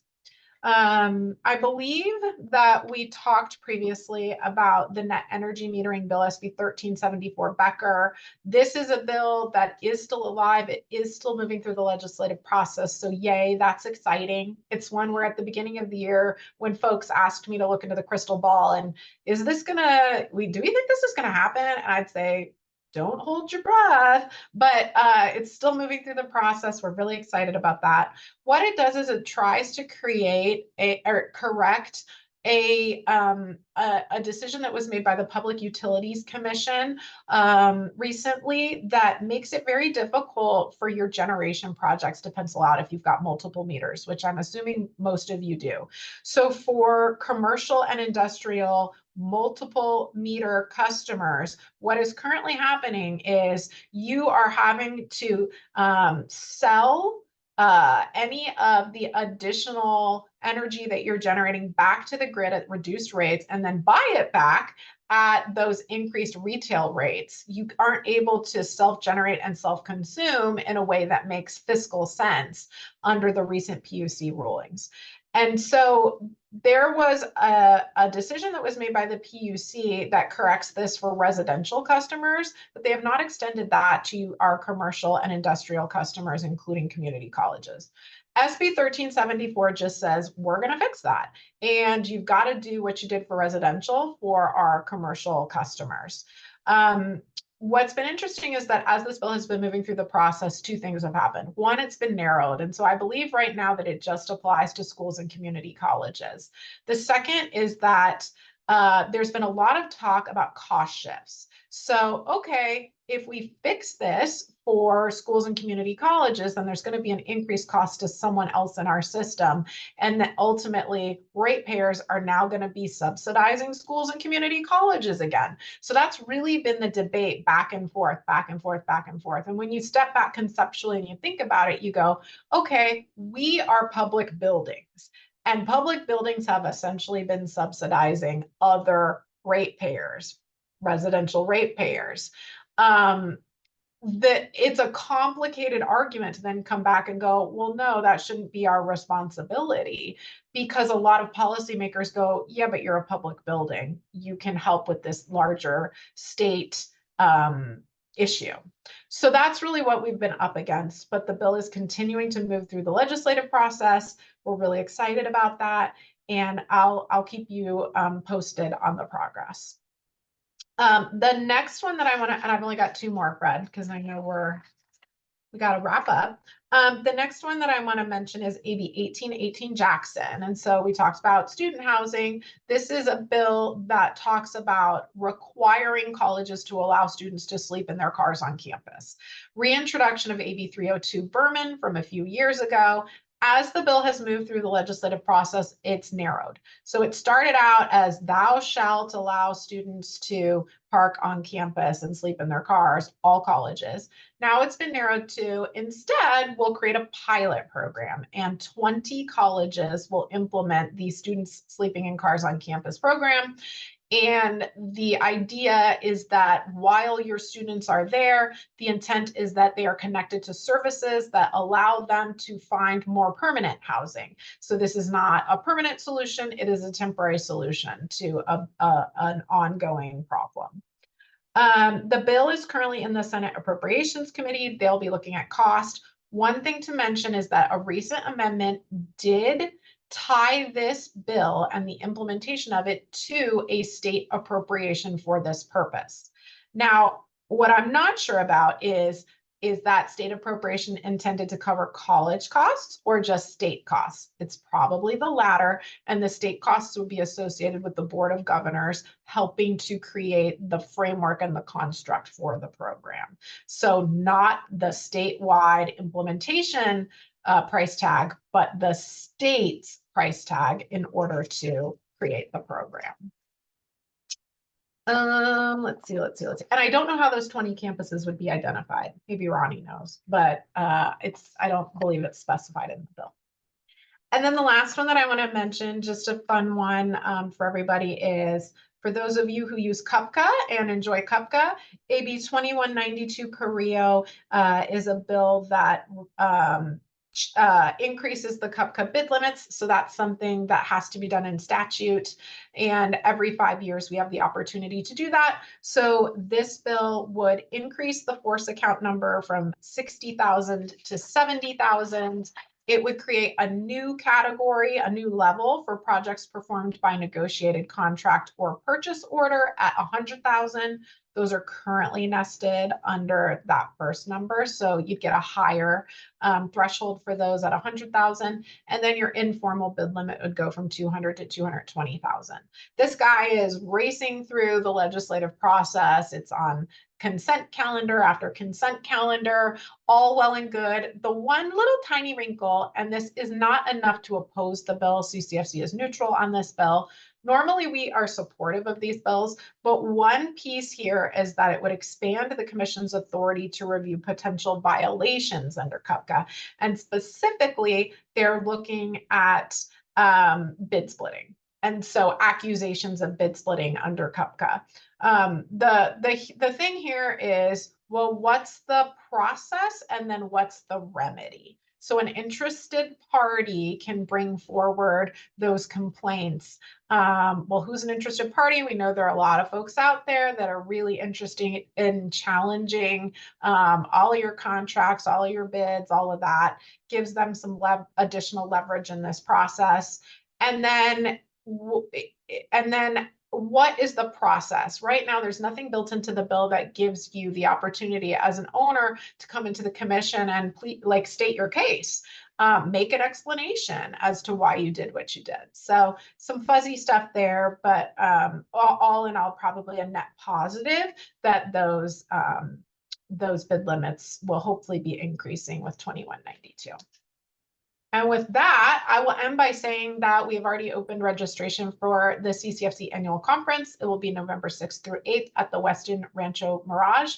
You can find information on our website, and we hope to see you there because we think this is going to be a really excellent year at the CCFC conference, one day after the election. So come and bring your thoughts, your feelings, your emotions. You'll be in good company. And it won't be as hot out there as it is right now. No, it's not July in Palm Desert. Rebekah, thank you very much. That was an excellent update.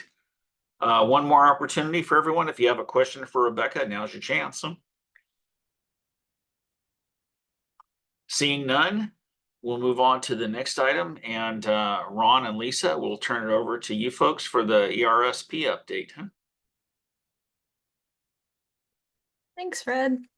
I don't know if Ron had anything to start us off. Otherwise, I'll just jump right in.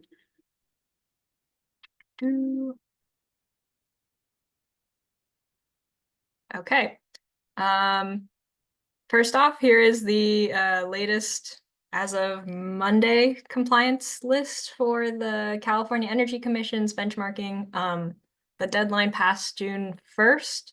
So if you're in the green, either of these green, then you are good. And then if you're in the yellow or red, either you haven't submitted or there's some kind of thing that's pending a correction. This went out, I think a very similar list went out to everyone on the newsletter list. I think it just had 2 districts that weren't yet in compliance that are now on this side. And you can always check your compliance status, which is where I get all of this information, on the California Energy Commission's website, which I'm pasting into the chat. Hopefully, come on. There we go. So the first link is for the lookup tool. So you just type in your address and then you'll see your compliance status for that campus. And then the second link is what I'll jump into next, which is the updates to the ERSP website. And before I do that, does anyone have any questions about benchmarking?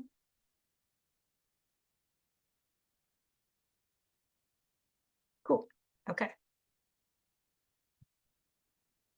Then I'll just give the group a quick update about the changes we've made to the website since the last time we met. The homepage looks relatively the same. If you didn't get that newsletter I was talking about, I now have the updated version here, and it has the list that's a little bit outdated, but it's just 2 districts that have become in compliance since then.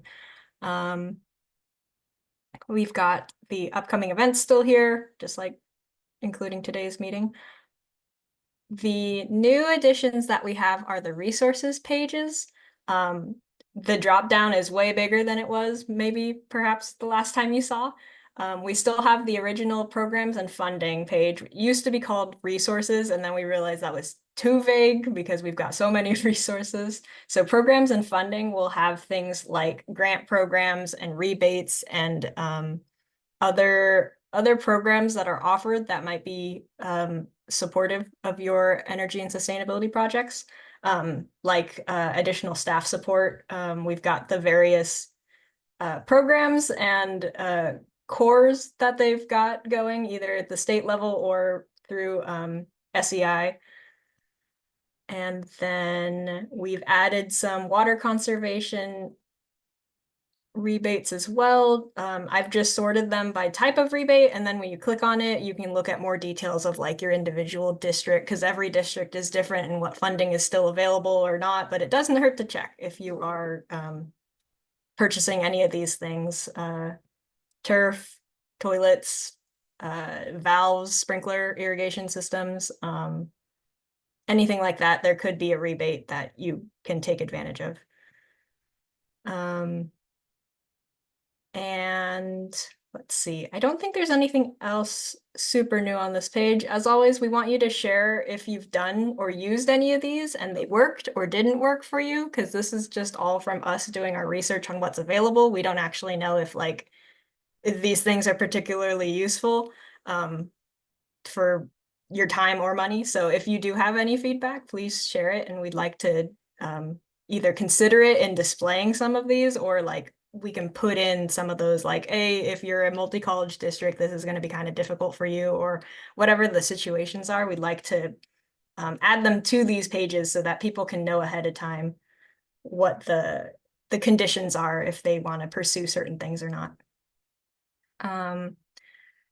We also added a procurement agreements and RFP page. So basically all of the college buys are on here, but we've also added the California State University system also has their own kind of version of master enabling agreements, I think. And you guys, as far as we understand, can take advantage of these as well. So we've got it based on, you can sort by category. So what kind of project or purchase you're making. And then you just click on it, and then it'll have the list of, so in this case, these are all the CSU agreements, a list of all of the different contracts that they have, the links to those agreements. And yeah, and as far as we know, that these are the ones that are related to energy and sustainability. There are plenty more on their websites if you want to just click on the website and go to it, but we're trying to stay focused on the energy and sustainability side of things. But there's definitely lots more facility related things that you should take advantage of with college buys and the MEAs. And then also, so that's the first section of this page. The second section, we have a fun little scroll thing. We'll take you to some example RFPs that we found. Right now, we only have two. We have waste collection services. We have some examples that we just found. And if you have any that you'd like to share or any that you'd like to see, let us know and we can add those in.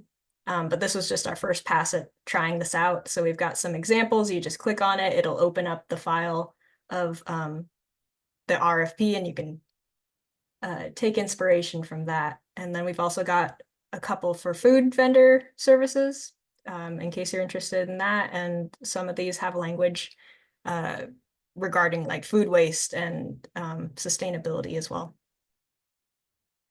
And then we have the example plans and policies page, which has, as it says, pretty much everyone. We've tried to just go through everything and grab them all, but everyone's board policies related to sustainability, administrative procedures or regulations related to energy and sustainability plans, because I know there aren't as many sustainability plans, so we've got as many as we could find, both community colleges and Cal States. And it's just a list and you just click on whatever link you want to look at and it'll open up the link to that plan or the website or whatever, wherever they have their plan. Same thing with reports. We've got a lot of STARS reports from the Cal States that you can look at if you're looking at pursuing STARS. And then some colleges also do their own like sustainability reports that you could also check out. And lastly, we got web pages. If anyone has a website, we've tried to find it and link it here. If you're missing from here, let us know and we can add you. Or if you don't want your stuff on display, let us know as well. We're just trying to make it easier so that people don't have to search a whole bunch. And then next we've got energy benchmarking. That's the exact same page as before, but once a year, you can come back to this page and I'll leave up these instructions for how to submit your report to the California Energy Commission using Portfolio Manager. And then also, now that the energy usage calculator is going to be on Fusion, this might change a little bit. I'm assuming you're going to still be putting in the same information. So this is just a guide for how to get that, how to export that usage number, the total usage, because it will automatically calculate. You don't have to add up your months yourself or anything. But if anything changes, I will update this guide too. And we've got system-wide sustainability goals, which we've changed from the from just the community college chancellor's office because we are working with Cal States as well. So the top part has community colleges.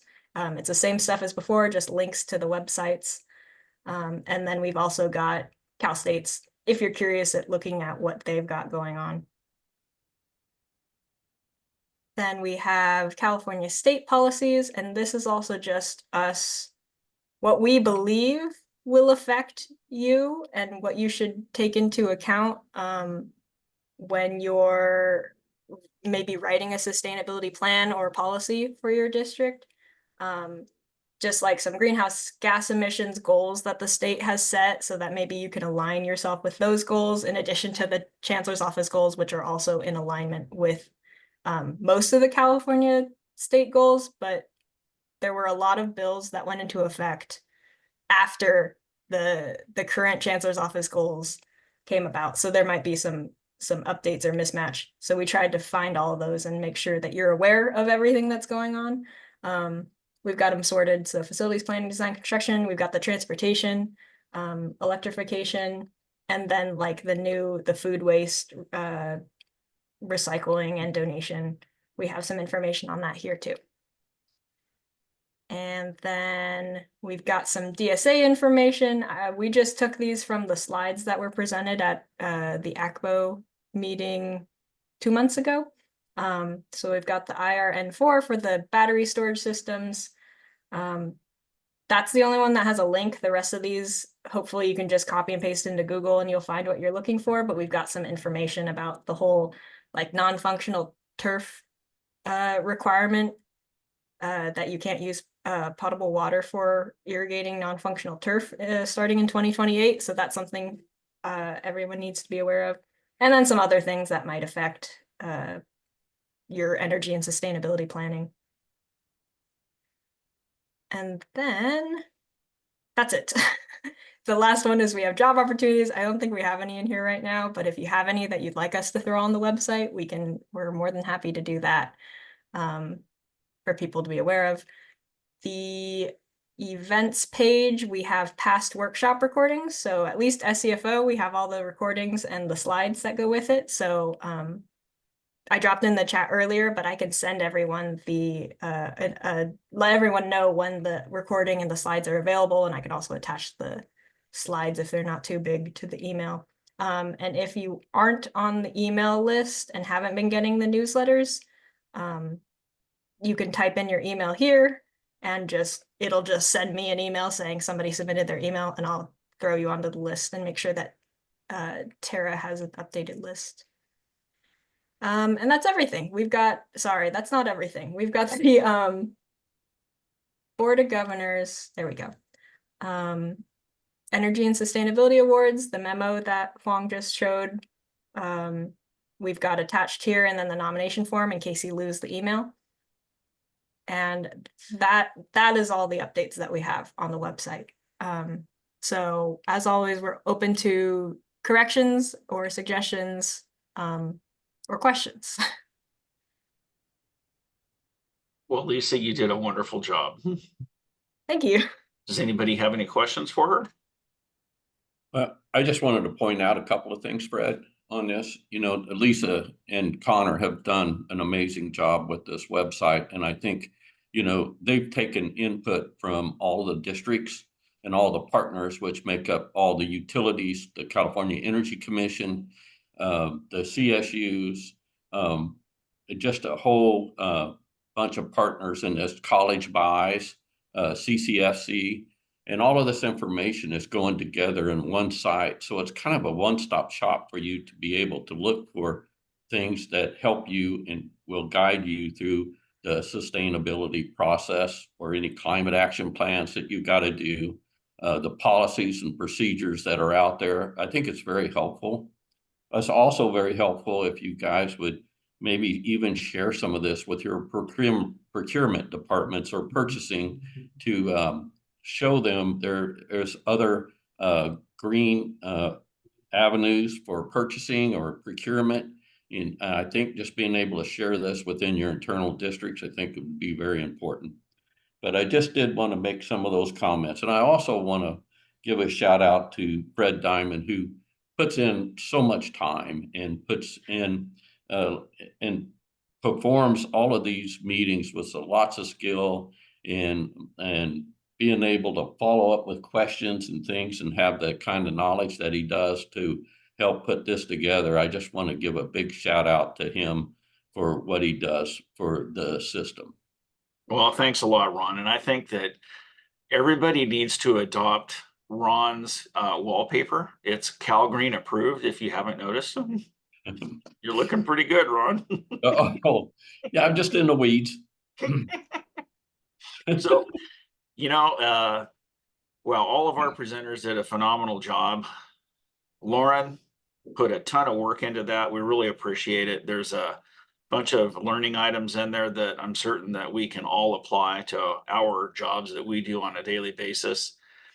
Hoang and Ronnie always give a great update. We appreciate that.